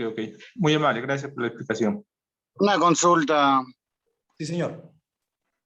Si bien es cierto, usted fija la norma como muy... No es explícito en decir exactamente qué es lo que necesitamos como persona natural y como corredores de seguros. Y si bien es cierto, también llega fin de año y nosotros no sabemos ni cómo entrar al sistema para reportar los ROS y para hacer los informes. Por ejemplo, me pasó el año pasado que hicimos el informe y después la superintendencia me contestó que no había llegado un volumen de venta y sin embargo no estaba sujeto a reportar. Esas cosas son las que nosotros necesitamos. La parte de lavado de activo y todo el tema de corrupción y el tema de terrorismo nosotros ya sabemos, pero la parte técnica, cómo se hace y que podemos ser sancionados, no lo veo en ningún congreso. O sea, no lo explican, no sé si es porque ustedes lo ven muy por arriba el tema, o si realmente no quieren que veamos cómo se hace una operación, o cómo se hace un reporte, o cuándo tenemos que hacerlo, ¿no? Yo le rogaría, por favor, que en esos temas, si fuera tan amable, que lo ponga o lo envíen a los correos, porque la verdad no tenemos claros. También Muy es bien. otro tema que a raíz de pandemia, lógicamente tenemos una crisis económica que no estamos pudiendo superar. Entonces también son 2 cosas que se complican, ¿no? Entonces no sé si yo que soy de provincia, definitivamente estamos arrastrando esta crisis y no sé exactamente cuándo es las pautas específicas que tenemos que hacer sobre la UIF. La UIF Ya. sabe perfectamente bien quiénes son los que están operando de un tema fraudulento, un tema de corrupción y un tema de lavado de activo. Yo hace 5 años... Sí. Te voy a pedir que me permitas contestarte. Ok. Y aprovechando tu pregunta para todo el auditorio, ¿ya? Lo que les pido, por favor, es, me parece muy bien la pregunta que has hecho, porque es importante, y les pido que no supongan cosas, ¿ya? Primero, solamente créanme en el sentido de mi necesidad de informarles y saber cuáles son sus necesidades. Entonces, respondiendo a las preguntas, para no palabrear, lo que les estoy mostrando en este momento es lo que tiene que tener un corredor de seguros en su sistema de cumplimiento. Entonces, para responder la pregunta, si soy un sujeto obligado, o sea, si yo soy un corredor de seguros, soy un sujeto obligado. Primero, estoy obligado a reportar mis operaciones a la Unidad de Inteligencia Financiera o la SBS, ¿ya? Eso es un hecho. Si soy corredor de seguros, soy sujeto obligado, tengo que tener un sistema de cumplimiento y tengo que tener un oficial de cumplimiento. Si soy una persona jurídica, tengo que definir un oficial de cumplimiento y registrarlo. Obviamente, si soy una persona jurídica que opera arriba de los $200,000 anuales, tengo que hacer un informe anual. Si no, no es necesario. ¿Dónde puedo saber eso? ¿Dónde lo encuentro? En lo que les he repetido varias veces, que es, vean por favor la resolución 2660-2015, la abren, ponen ahí corredores de seguro y ¡ping! les da las reglas ahí. Yo se las estoy anunciando, pero es importante que no me crean, verifiquen que efectivamente es así. 1, 2. El corredor de seguros, en este caso persona natural, tiene que cumplir menos requisitos, que es lo que estaba en la lámina anterior, que es lo que está marcadito en rojo. Si soy persona natural, me registro como oficial de cumplimiento ante la OIF. Ahorita les voy a mostrar cómo. Conservo mis documentos, reporto mis operaciones y hago mis capacitaciones y se acabó. Eso es lo único que me pide la norma. Nada más. Si soy persona natural, corredor de seguros. ¿Ya? ¿Cómo hago? Y aprovecho tu pregunta para que lo vean. Miren, justo cayó la pregunta perfectamente bien. Esta es la página web de la SBS en la parte de prevención de lavado de activos. En la parte superior está el vínculo, ojalá que se pueda ver, o si quieren capturen la pantalla. Ahí está, sbs.gov.p, prevención de lavado de activos. Ahí te dice quiénes son los sujetos obligados, cómo designo en línea, te da un aplicativo para que puedas designar en línea, y qué información debes enviar a través del portal. Ahí está. En la página web de la SBS lo encuentran. Por favor, ténganlo en cuenta. Es bien fácil y lo han hecho bien amigable. Yo no trabajo para la SBS. Yo trabajo para el sector privado. Pero es mi deber decir lo que el Estado está ofreciendo, una forma bien fácil de registrarse. Si hacemos un clic a ese sistema para registrarme, te pide que te loguees como en cualquier aplicativo, creas tu usuario, creas tu contraseña, pone tus datos y pones que eres corredor y cuál es tu licencia, y te va a responder la SBS y te va a dar un código. A partir de ahí, tú ya estás registrado. Tu nombre no existe, eres un código, porque tiene que haber anonimato. Entonces, cuando tú reportas una operación sospechosa y la SBS te da la forma de reportar, incluso te da el manual para hacerlo, tú no reportas con tu nombre. Tu nombre nunca va a salir, lo que va a salir es un número. Entonces, se vuelve totalmente anónimo cualquier reporte de operación sospechosa que hayas reportado. Lo que les estoy mostrando es la página web de la superintendencia. Ojalá les sirva. Esa es la manera como se deben registrar actualmente. Es en línea, no quita tiempo y es fácil. E insisto mucho, si hay problemas, el instituto los ayuda. Pero es importante que se pierda el miedo, que se metan a la página web, que intenten, equivóquense y entren, para que vean que es fácil y que no van a tener ningún problema en el registro y ya está, ya cumplieron con eso. ¿Ya? Espero que les haya servido como respuesta. Sí, estimado amigo, ¿esto es para persona natural y tanto para persona jurídica? Correcto. Perfecto. Gracias. Ok. ¿Y eso tiene algún costo, profesor? ¿Tiene algún costo? No tiene ningún costo. No tiene ningún costo. Es simplemente formalizarse como oficial de cumplimiento. E incluso van a ver ahí varios vínculos que les va a explicar lo mismo que yo les estoy explicando. Imagínense, ya los quisiera ver a ustedes dentro de poco dando capacitaciones a otros de estos temas, porque todo está ahí. Solamente es cuestión de leer, lamentablemente no nos metemos. Métanse, por favor, y van a ver que es fácil. ¿Sí? Bueno, sigo porque me estoy pasando un poquito del tiempo, por favor. Esta es la tipología más común, sobre todo en vehículos, que les dije que iba a darse, ¿no? Para no leer todo, lo que les pido es miren la imagen inferior. Lo que está sucediendo es que hay un montón de gente metida en talleres, se puede decir, en mecánica, que compra autos siniestrados. Estos autos siniestrados los compran pues baratito, los arreglan, los tunean, como dicen en Perú, y salen nuevecitos y bien plantados, ¿no? Evidentemente están regularizados y se juntan o piden a corredores de seguros que los ayuden a registrarlos con pólizas caras, ¿no? Evidentemente hay el que lo hace correctamente y hay el que lo hace fraudulentamente, ¿no? Recibiendo dinero a cambio. Y luego los revenden. Los revenden, están asegurados, o si los revenden a testaferros o a gente que está metida con ellos, pura finta a la venta, y los siniestran para luego cobrar el seguro. ¿Ya? Y acá, en este siniestro, pues el corredor es el que asesora, ¿no? Cómo se tiene que hacer para que se pueda cobrar el seguro. Esa es la modalidad más común en Perú. Así que por favor tengan cuidado con eso. Ah, pero yo no vendo carros. Claro, pero puede haber gente involucrada en esto. Por eso les digo, las herramientas que tienen. Cualquier buscador de internet, ponen el nombre de su cliente o el nombre de las personas con las que quieran coordinar la póliza, beneficiarios, por ejemplo, y pongan palabras claves. Denuncia, robo, fraude, etcétera, y les va a salir toda la información. Y ya está. Entonces, por lo menos hagan eso y van a ver que van a hacer una buena diligencia, la debida diligencia. Incluso guardan sustento de eso. Si hubiera algún regulador, algún juez que les diga, oiga, usted fue el que dio la póliza, usted ayudó. Sí, señor, pero yo hice debida diligencia. ¿Está? Estos son los datos de la persona.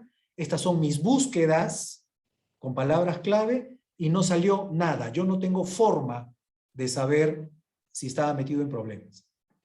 Incluso la página web de la SBS da vínculos para que ustedes vean terroristas internacionales, gente metida en la OFAC por tráfico de armas, tráfico de oro, etc. Toda esa información es pública, está en la web y la pueden encontrar ahí. Hace años no se ofrecía, ya se ofrece. Entonces, es cuestión simplemente de saber dónde buscar, no quita tiempo, las búsquedas son rápidas, hasta se puede bajar en Excel y lo guardan y ya está. Todas las listas están ahí y se pueden guardar en Excel. Métanse un poquito y van a ver. Tienen que ver a sus clientes. ¿Qué cosa hay que ver en el cliente? Bueno, que tenga pues que el beneficiario tenga una relación razonable, ¿no? Con el que está asegurando, que no se presenten dificultades para identificarlo.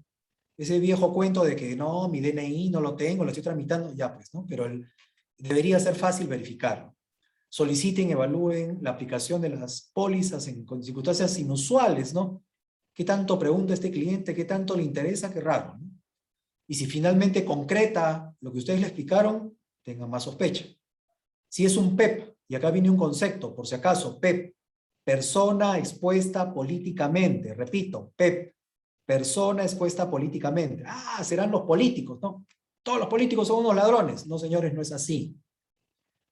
Podemos tener en la política gente muy noble, muy justa, pero lamentablemente el político, al igual que el corredor de seguros, trabaja en un sector de riesgo. Si ustedes se metieran a la política, están expuestos a riesgo. Créanme que van a recibir la llamada, el mensaje, el aviso, la cita, para decirles te pago tanto porque hagas tal cosa, porque bloquees tal norma, porque votes a favor, en contra de no sé qué. Los regalos, los viajes al extranjero, van a recibir eso. La aceitada, claro. Entonces, están expuestos a eso. ¿Todos son corruptos? No, señor. Es un sector de riesgo. Por lo Profesor, tanto... Sí, señor. Disculpe. En el caso, por ejemplo, de las compañías de seguros que otorgan las pólizas de garantías para contrataciones con el Estado, sí, hay un formato en el momento que se eleva la propuesta que es sí, sobre esto, ¿no? Sobre el PEP. Sí, y sí, también hay una declaración jurada sobre el tema de lavado de activos, ¿no? Qué bueno que lo mencionas porque justo es lo que les iba a contar. Precisamente cuando alguien es PEP, lo primero que va a hacer la empresa de seguros es preguntarle, o mejor dicho, que declare dónde trabaja, por qué tiene este cargo de PEP, ¿no? O sea, qué cargo es que se le asocia a PEP, que declare sus familiares hasta primer y segundo grado de consanguinidad. ¿Qué cosa? Consanguinidad y afinidad. Acuérdense, consanguinidad es tu sangre. Tu papá, tu abuelo, tus hijos, tus nietos, tus hermanos. Eso es consanguinidad, tu sangre. Afinidad es tu familia por contrato. Tu esposa, tu esposo, tu pareja, tus suegros, los hijos de tu esposa, tus cuñados, por ejemplo, ¿no? Entonces te pide declarar eso. ¿Y cómo sé quiénes son PEP? Los PEP, por definición, son los cargos políticos y los cargos públicos de primer nivel. En castellano, todos nuestros políticos, todos nuestros ministros, los directores de instituciones del Estado, el director de un hospital, el jefe de la SUNAT, el jefe de la SUNARP, etc. ¿Ya? De todos los reguladores, los cargos públicos de primer nivel y sus principales colaboradores. Y tengan en cuenta que en el político está el que es seleccionado, o sea, el que ha sido elegido y el que ha postulado. Y ya me he encontrado con un montón de corredores que por deporte paran postulando a ser colaboradores en las municipalidades, por ejemplo, ¿no? Entonces, postulo a eso. Y no me escogieron. Ya, pero por el simple hecho de postular, según la norma, ya eres PEP. Quiere decir que cuando vayas a un banco a hacer una transacción, te van a decir, señor, usted es PEP, tiene que declarar sus familiares hasta segundo grado de consanguinidad y afinidad, y tiene que firmar una declaración jurada de origen de fondos, dependiendo del monto, ¿no? Para jurar que la plata que usted está entregando no sale de ningún ilícito. Eso se llama declaración jurada de origen de fondos, como cultura general. Si ustedes van a un banco, una entidad financiera, y llevan $10,000 o más, o su equivalente en soles, les van a hacer firmar una declaración jurada de origen de fondos. Si ustedes hacen una transferencia, llevan plata para transferir en efectivo a otra persona, a otra cuenta, les van a decir, declare usted a partir de $2,500 o su equivalente en soles. O si va usted a hacer cambio de moneda, soles, dólares, euros, lo que sea, y va a hacer cambio arriba de $5,000 o su equivalente, también le van a hacer firmar la declaración jurada. Por favor, no pongan cualquier cosa. Es una declaración jurada. Pongan lo que es. No se les vaya a ocurrir poner rifas, como Keiko. Porque el juez va a agarrar y va, chistoso eres, ¿no? Rifa. A ver, demuéstralo, pues, ¿no? Entonces, si recibieron una herencia, pongan herencias. Una liquidación. Me gané la lotería, pongan me gané la lotería, pero pongan lo que es. Ahorros, pero que sean demostrables, porque eso se va a hacer seguimiento. Entonces, no, es una declaración jurada, tiene connotación legal. No pongan... Profe, hay unas operaciones que se hacen bastante con las compañías de seguros, que son las operaciones garantizadas con fondos líquidos para tramitar cartas fianzas o pólizas, ¿no? Para contratos. Entonces ahí hay que ser bastante fino, porque eso, nosotros somos los intermediarios de la gestión con el cliente. Sí, claro. Entonces eso se deposita una cuenta, pero claro, el banco tiene un primer filtro, ¿no? Que es por el tema esto del origen de los fondos. Pero de todas maneras, siempre las compañías de seguros tienen sus propios formatos, todo para... Y qué bueno que esta charla que usted está dando es interesante, porque todo el perfil, todo el recorrido que usted está haciendo es justamente lo que vamos a tener que darle una repasada de vez en cuando, porque esto es una praxis, ¿no? Claro. Temas normativos que tienen que ver, porque hoy en día está en boga esto, o sea, por el tema corrupción de por la coyuntura actual. Por la coyuntura actual, y vean el próximo año. Es básico, ¿no? O sea, es importantísimo. Ya es cultura general, ya. No, obviamente, ¿no? O sea, eso es todo. Gracias. No, gracias a usted por el comentario, y efectivamente rescato lo que has dicho de esto debe ser, ya no es un tema de que memoricen para un examen ni nada por el estilo, es un tema de cultura general, es parte del sector. El que trabaja como corredor de seguros, por cultura general, tiene que saber de esto. Entonces, por eso es que se dice 2 capacitaciones año. No son caras estas capacitaciones. Usen al instituto, en el buen sentido de la palabra, que les dé información, que les dé las capacitaciones que ustedes necesitan. Si necesitan un tema específico, díganlo y lo preparamos, etc., ¿no? Bueno, cierro el paréntesis. Tengan cuidado con las sumas, ya les di los márgenes. A nivel mundial, la cifra común es arriba de $10,000. Y conozcan pues a sus clientes, proveedores, sepan si son sujetos obligados, pregunten si lo son. La mayoría de formatos de las empresas de seguros tienen un parrafito que dice, si usted es sujeto obligado, declárelo, ¿no? Ya está, con eso se cubre. Pero es importante que ustedes guarden esa información, los sustentos, qué cosa es lo que llenar. Riesgo geográfico, ya les dije, ¿no? Con información pública se puede saber cuáles son las zonas más peligrosas, más riesgosas, dependiendo de las pólizas que ustedes vendan. En los productos igual, pues, ¿no? No todos los productos que ofrecemos tienen el mismo riesgo. Entonces hay que saber cuáles tienen más riesgo y menos riesgo para saber dónde nos esmeramos más. Hay que saber cuáles se compran masivamente, como un SOAT, cuáles permiten ahorros con devolución, quiénes son los beneficiarios, quiénes permiten cancelaciones anticipadas. Mientras más facilidades den para que la persona que contrata recupere dinero, más información tienen que tener, más acuciosos tienen que ser, porque es más riesgo.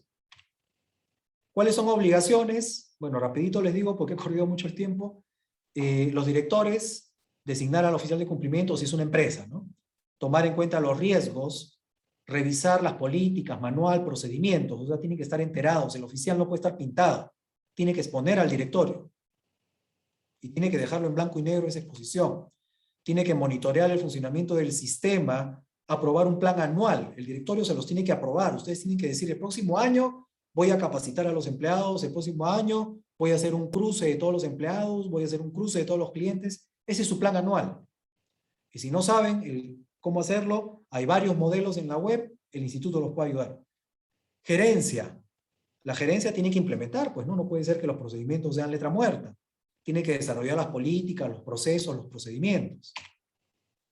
Los trabajadores, todos nosotros y los trabajadores de sus empresas, cumplir con la información que se requiere para identificar, sobre todo a los clientes. Asistir a las capacitaciones que en este caso el oficial de cumplimiento haga. Comunicar al oficial de cumplimiento cualquier operación inusual o sospechosa que detecte. Conocer el PLAF y el código de conducta, y hago un paréntesis. El código de conducta, pues, en Perú por lo menos tenemos la costumbre de pensar que es cualquier cosa, porque no nos enseñan, esto debería enseñarlo de colegio. Un ejemplo rápido. Todos en nuestras casas tenemos reglas de conducta, ¿no es cierto? Todos tenemos en nuestras casas reglas. Saludamos al entrar, comemos a tal hora, no decimos lisuras, no escupimos en el piso, etcétera, etcétera, etcétera. Son las reglas de la casa. La mamá y el papá lo hacen cumplir. Si el hijo incumple, le meten un zapatazo y las cumple. Cuando viene un amigo y celebra tu cumpleaños y le invitas una cerveza y toma su vaso y ¡fua! Tira al suelo la cerveza, inmediatamente todo el mundo reclama y le dice, ¿qué te pasa? No, esto es una casa, no es una cantina. Son las reglas de la casa y se respetan. Y no están escritas en ningún lugar. Es la práctica, como acaba de decir su compañero. En una empresa, el código de conducta son las reglas de la casa, pues. Repito, en una empresa, las reglas de la casa son el código de conducta, el código de ética. Hay que conocerlas. Si no, ¿cómo las haces respetar? Ah, pero yo soy persona natural, perfecto. Ojalá tengas tu empresa más adelante, pero tienes que saberlo. Las reglas de la casa son el código de conducta. Para eso sirve. No es cuestión de recibirlo, firmarlo y tirarlo en un tacho. Hay que conocerlas. Hay que hacer cumplir las políticas y procedimientos. Normas asociadas que ustedes deberían conocer. Ya les expliqué la última, la que está abajo, lavado de activos y financiamiento de terrorismo. Hay un sistema anticorrupción. Hay una norma de protección de datos personales y hay un concepto que se llama derechos ARCO. Acceso, rectificación, cancelación y oposición. Rapidito se los cuento. Este es el sistema de prevención anticorrupción. Se parece al de prevención de lavado de activos, pero acá es distinto. Acá entra el Ministerio Público, investiga un caso, eleva un informe técnico y acusa. Y dice, oigan, hay una empresa, vamos a suponer que nosotros somos Odebrecht, ¿ya? Hay una empresa Odebrecht que está metida en actos de corrupción. Ok. Entra a la Superintendencia de Mercado de Valores y les dice, señor, ¿usted tiene un sistema anticorrupción? Y Odebrecht dice, sí, yo tengo un sistema anticorrupción. Y de hecho lo tenía. Ok, la SMB lo que va a hacer es verificar si ese sistema de corrupción es pura letra o sirve de algo. ¿Cómo me doy cuenta? Tiene políticas, tiene procedimientos, los empleados las conocen, se han hecho capacitaciones, etcétera. Sí, ya, sí sirve. ¿Se han reportado operaciones sospechosas? Sí, ok, sí sirve. No, ¿sabe qué? Nadie lo conoce, el papel está ahí, no se ha actualizado hace como 10 años, no se hacen capacitaciones, nunca se ha reportado nada. Estos son pura finta. Y hace su informe y dice, no, no sirve. Si la SMB, la Superintendencia de Mercado de Valores, dijera, ese sistema de cumplimiento sí sirve, por ley, se le exime de responsabilidad a esa empresa, en castellano. Dios no lo quiera, alguno de ustedes, alguno de sus empresas, está metido en un acto de corrupción, está involucrado. El Ministerio, la Fiscalía, el Ministerio Público acusa y los involucra. Ustedes pueden decir un ratito, yo tengo un sistema de cumplimiento y tengo un sistema anticorrupción. Va a venir la SMB, la Superintendencia de Mercado de Valores, y va a evaluar si ese sistema de cumplimiento anticorrupción sirve de algo. Si ellos diagnostican que sí sirve, la persona genuinamente hizo su mejor esfuerzo para que no haya actos de corrupción, y algún empleado por sus propios medios le dio la gana pues de hacer actos de corrupción, pero la empresa como tal no, ya, se le exime de responsabilidad a la empresa. Y ya está, no van a juicio. O van como testigos, pero no como acusados. Si no, pregúntenle a Graña y Montero. Si hubiera tenido un sistema anticorrupción válido, ellos estarían eximidos de responsabilidad. Pero no fue así. Acabaron presos todos. Los directores, ojo, el sistema de corrupción sanciona desde el dueño hasta el último empleado. Antiguamente no era así, ¿no? Cuando había un acto de corrupción, la ley sancionaba al empleado corrupto. Y la empresa decía, no, ya lo boté ya está. Métanlo preso ese desgraciado. Pero el Estado dice, oye, no seas gracioso, ¿no? Tu empresa se ha beneficiado. No me vengas con que es el empleado. Entonces, sale esta norma anticorrupción que va a eximir de responsabilidad a la persona jurídica.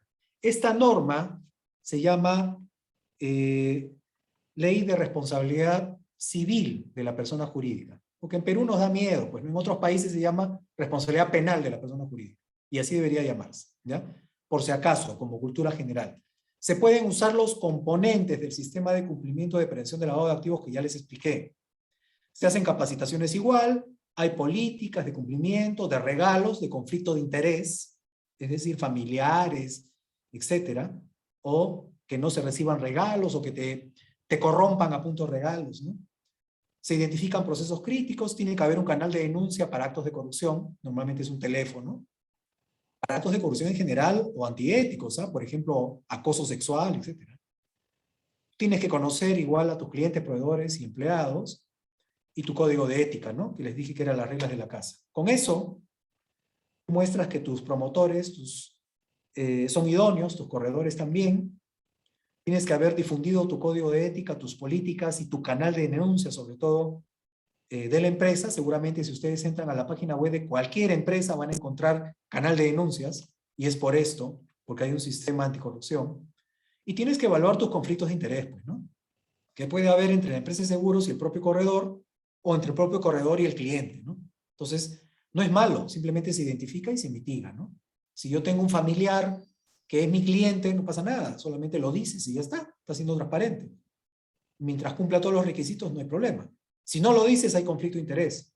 Peor si es del Estado, ¿no? Una entidad del Estado, ¿ya? Eso hace el sistema anticorrupción. Ahora veamos el tema de la Ley de Protección de Datos rapidito. Yo he visto un montón de empresas de seguros que tienen sus páginas web, incluso personas naturales corredoras, que seguramente van a identificar lo que hacen. Ponen en la web y registran o piden una serie de datos que se registren los clientes, los postulantes. Y luego, lo que hacen es, toman datos también de sus vehículos, del conductor y de una serie de personas. Lo que ellos no saben es que si tú tomas datos de un montón de personas, donde se puede identificar a la persona, estás dentro de la Ley de Protección de Datos Personales. ¿Quién es el regulador? El Ministerio de Justicia. Tienes que registrar tus bases de datos, así sean en Excel, en el Ministerio de Justicia. Es facilísimo hacerlo. Entras a la página web, ahí está. Te orienta cómo hacerlo. Registras tu base de datos y ya está. Tú dices, yo me hago responsable de esa información. Y tengo que poder ejercer derechos ARCO. Quiere decir que la persona de la cual yo tengo datos me puede decir, oye, ¿para qué quieres mi información? Yo tengo que informarle. ¿Para qué es esa información? Él me puede decir, quiero cambiar un dato. Ok, lo cambio. Quiero darle de baja. Tengo que anularlo, etc. Entonces tengo que dar facilidades para que el que me otorgó sus datos pueda decidir si lo elimina, si lo modifica o si suspende temporalmente esa información. Esos son los derechos ARCO. Ejemplo, vamos a suponer que tenemos un corredor que se llama garagatos.pe, ¿no? Tiene su dominio y su extensión en Perú. Este señor, con buena intención, seguramente pone un montón de fotos, familias felices, un montón de rostros, ¿no? Pone además vínculos para que ingresen sus datos para que lo contacten o para que trabajen con ellos. Perfecto. Lo que el señor no sabe es que cualquier dato identificable, incluso imágenes, rostros, configuran bases de datos, por lo tanto tienen que estar registradas. 1 y 2, tienes que tener consentimiento informado de quien te dio los datos, en castellano. Las figuras, las caras que están ahí, tienes que tener consentimiento informado de los dueños de esos rostros. O, si es que has comprado las imágenes a una empresa autorizada, tienes que tener el registro de que tienes derecho por haber comprado esas imágenes. Y por experiencia les digo, comprar imágenes para páginas web cuesta $1, ¿eh? Y solamente deberías tener el sustento de que la compraste y ya está. Pero ni eso tenemos en Perú. Si tienes datos de personas, tienes que haber previamente dicho a la persona, lea por favor estas políticas de seguridad de datos personales y de acepto. Si es así, ya está. Nada más es eso. Y eso es un estándar. Lo que tú no sabías es que la página web que seguramente te la hizo un proveedor normalmente va a residir en el extranjero, normalmente en Estados Unidos, en algún sitio web del extranjero, ¿ya? Por lo tanto, tienes flujo transfronterizo, quiere decir que los datos van a salir de Perú y se van a ir al extranjero. Y la ley lo que te dice es, ok, dame información de esa empresa en el extranjero para asegurar que cuida esos datos, pues, ¿no? Que no está traficando con esos datos, ¿no? Ejemplo, juicio internacional que le metieron a Facebook hace años, ¿no?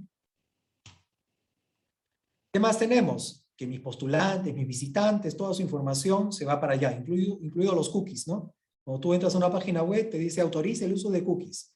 Lo que estás autorizando es que se levanten información de tu IP y la manden al extranjero. ¿Cuáles son las políticas que yo debería respetar? Política de seguridad y privacidad, términos y condiciones y política de cookies. Ah, pero yo de eso no sé nada. No tienes que saber. El que te desarrolló la página web lo sabe, es un estándar, hasta se copian. No pasa nada, pero tienes que tenerlas. Porque si el regulador ve de que tú levantas información, no están registradas tu base de datos y no ofreces políticas y términos y condiciones, te va a sancionar. Y de hecho ya están sancionando, por eso es que lo presento. Es facilísimo. Por lo tanto, si has creado tu página web, primero, en general la mejor recomendación es registra tu marca, tu logo y tus colores en Indecopy. No cuesta mucho.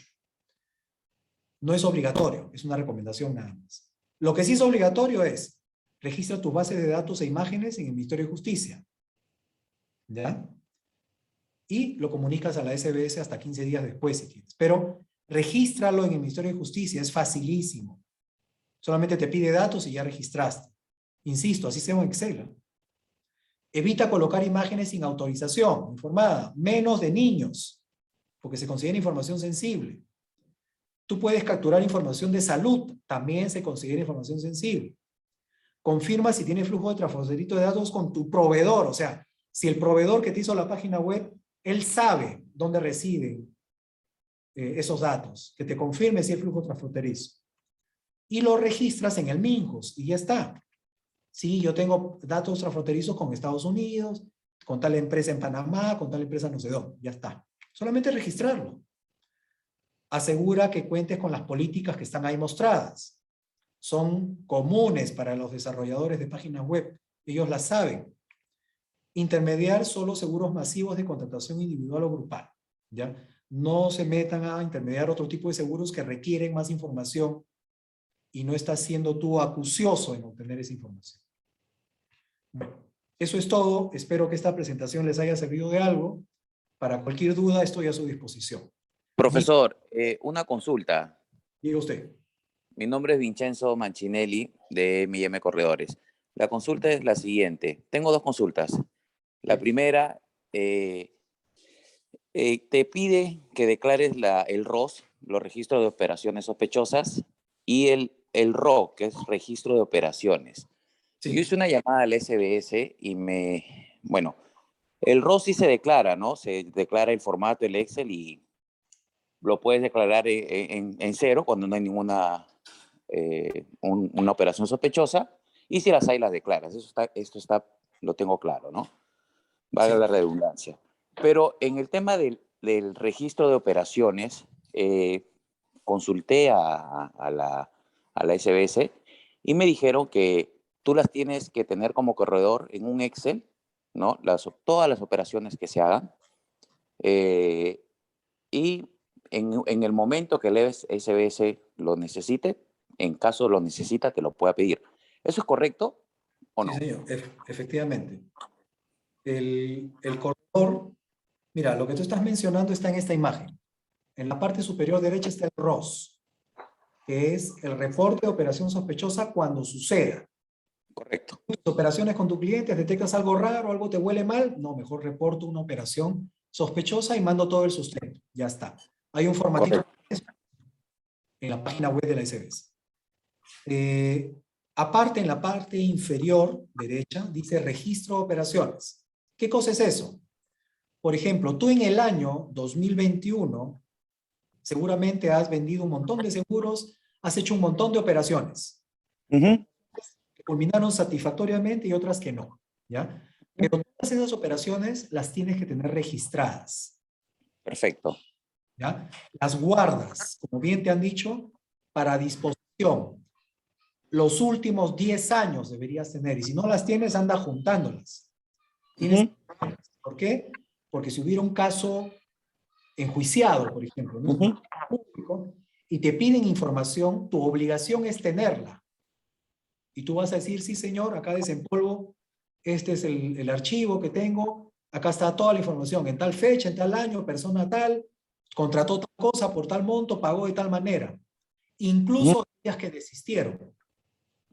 Pues todo Ahora, eso... hay montos mínimos, ¿no? Creo que es a partir de ciertos montos. Ahorita Efectivamente, hay montos no lo tengo mínimos, claro. la recomendación es primas anuales de $1.500 para arriba. ¿Qué pasa si una prima es, por decir, $20,000 y la financian en 10 cupones de 2,000? Lo que importa es el valor total de la prima. No importa ok. el medio de pago, ¿no? Porque puede estar incluso con una tarjeta. Lo que manda es la operación total por el monto anual de la prima.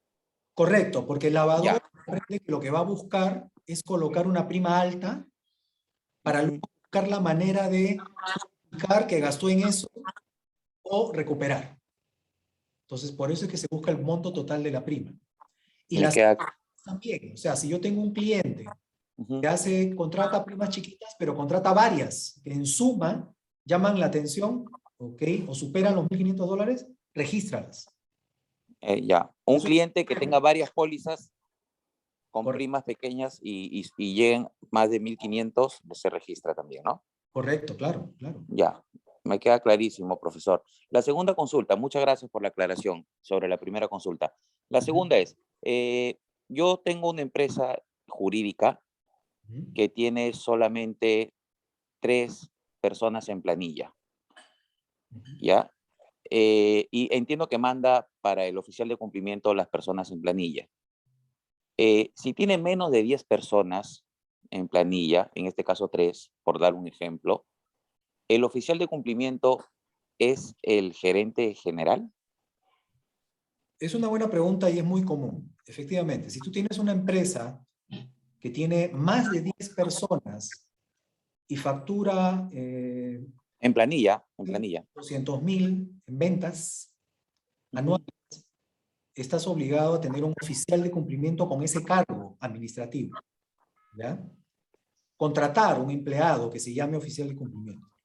Si tú no eres esa empresa, si es una empresa chiquita, que tiene unos cuantos empleados menores a 10 y no factura tanto anualmente, no es necesario que contrates una persona dedicada a ser oficial de cumplimiento. Lo puedes ser tú mismo. Si tú eres el gerente general, tú mismo te registras y ya está. Igual como lo haría una persona natural que es oficial, que es corredor de seguros. Pero hay algo que me confunde, profesor. ¿Qué manda? ¿Un monto mínimo de número de empleados en planilla o tu facturación? Porque, por ejemplo... En realidad, lo que debería mandar es la facturación anual. Lo que debería, pero ¿qué manda? O sea... En realidad, en Perú son dos variables. Son las dos variables que he dicho. El monto de facturación anual, $200,000 en operación y más de 10 empleados. O sea, si facturas más de $200,000 y tienes más de 10 empleados, contratas una persona que sea oficial de cumplimiento. Y si tienes menos de 10 empleados y facturas más de 200,000. Tú mismo te puedes registrar como oficial de cumplimiento y no pasa nada. Así factures más de 200,000. Sí. O sea, lo que mandes es la cantidad de empleados, en realidad. Es los dos, es el y. Bueno, se tiene que cumplir los dos. Ok, me Es queda uno claro. y el otro. Si alguno de ellos no se cumple, no aplica. O sea, No si es tienes o. más de 10 empleados, pero facturas menos de 200.000, el gerente general es el oficial de cumplimiento. Sí, sí, sí. Ya. Incluso siéndolo, la SBS misma te va a monitorear y te podría recomendar, oye, tú puedes seguir siendo el oficial de cumplimiento o no, ¿sabes qué? Ya te toca, ¿no? Contrátate un oficial de cumplimiento. Ok, ok. Muy bien, Sí. profesor. Me quedó clarísimo las dos dudas. Muchísimas gracias. Muy bien, gracias a todos. Mil Sí, disculpas profesor, por el una tiempo. consultita final, por favor. Muy Sí, por supuesto, sencilla. ¿Cabe la posibilidad de ser oficial de cumplimiento una persona con carnet de extranjería? Sí, claro. O sea, los requisitos para ser oficial de cumplimiento están en la normativa 2660. Son bien sencillos porque más lo enfocan por el lado de las restricciones. ¿Cuáles son las restricciones? Si es una empresa, que tú no hayas sido auditor de la empresa, auditor interno, en actos de corrupción, que no hayas sido declarado insolvente, que no estés pues en problemas, ¿no? Legales, etcétera, ¿no? De ninguna manera se va a excluir si eres persona extranjera, ¿no? Para nada. Perfecto. Ok, profesor. Muy amable. Gracias. Si no, yo no podría trabajar en ninguna empresa del extranjero, creo. Ok. Muy amable. Gracias. Bueno, insisto, mil disculpas, me he pasado demasiado de la hora, pero quería que les sirva de algo. Gracias a todos por su paciencia y cuenten con nosotros. Muchas gracias. Muchas gracias, profesor. Muchas gracias, profesor. Interesante. Muchas gracias, profesor. Muchas gracias. Muy interesante la capacitación. Gracias. Gracias, profesor. Buenas noches. Muchas gracias. Buenas noches. Gracias, profesor. Buenas noches, profesor. Muchas gracias.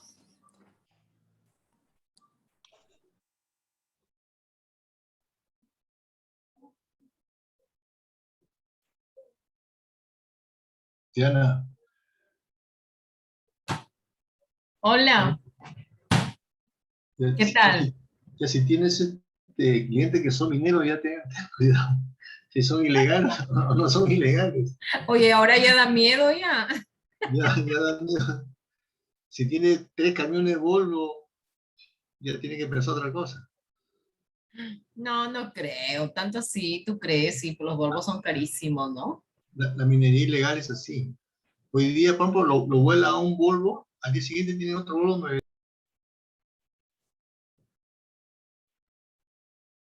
No te escucho, Freddy, no te escucho. Te digo, eso de estar pendiente si tiene o no tiene, o eso no es bien difícil. Eso está enraizado en todo lo que es el ámbito ya de empresas grandes. Hace un cliente que tengamos así, un amigo como referente, un amigo, una amiga, así, no pasa nada. Ya cuando te quieres meter a cosas mayores, bueno, no sé, tendría que pensarlo. Sí, eso es lo que veo, porque ahí dice el profesor 200.000 que maneja. Yo sé que hay gente que debe mover ese dinero, pero debería pensar que eso no es legal o es ilegal. En fin, ya tú corres el riesgo. Y te tienes que amparar en esto que dice oficial de cumplimiento. Si no, ahí amaneces tirada ahí, muerta. Te dan vuelta, pues. No, eso sí, es pegado. No sé, bien. Para mí ese es chamba de la policía. Empresas grandes que no sepa quién son los que tienen mayor dinero. No la saben ese trabajo a un simple corredor. Pero sí lo sabe la SBS ya, ahora que no entiendo. ¿Por qué la hacen Gracias, tan mi larga? Rita. Me despido. Ya nos están cerrando. Cuídate mucho. Ya, Freddy, nos hablamos. Nos vemos. Chao, Ya. chao. Chao, chicos.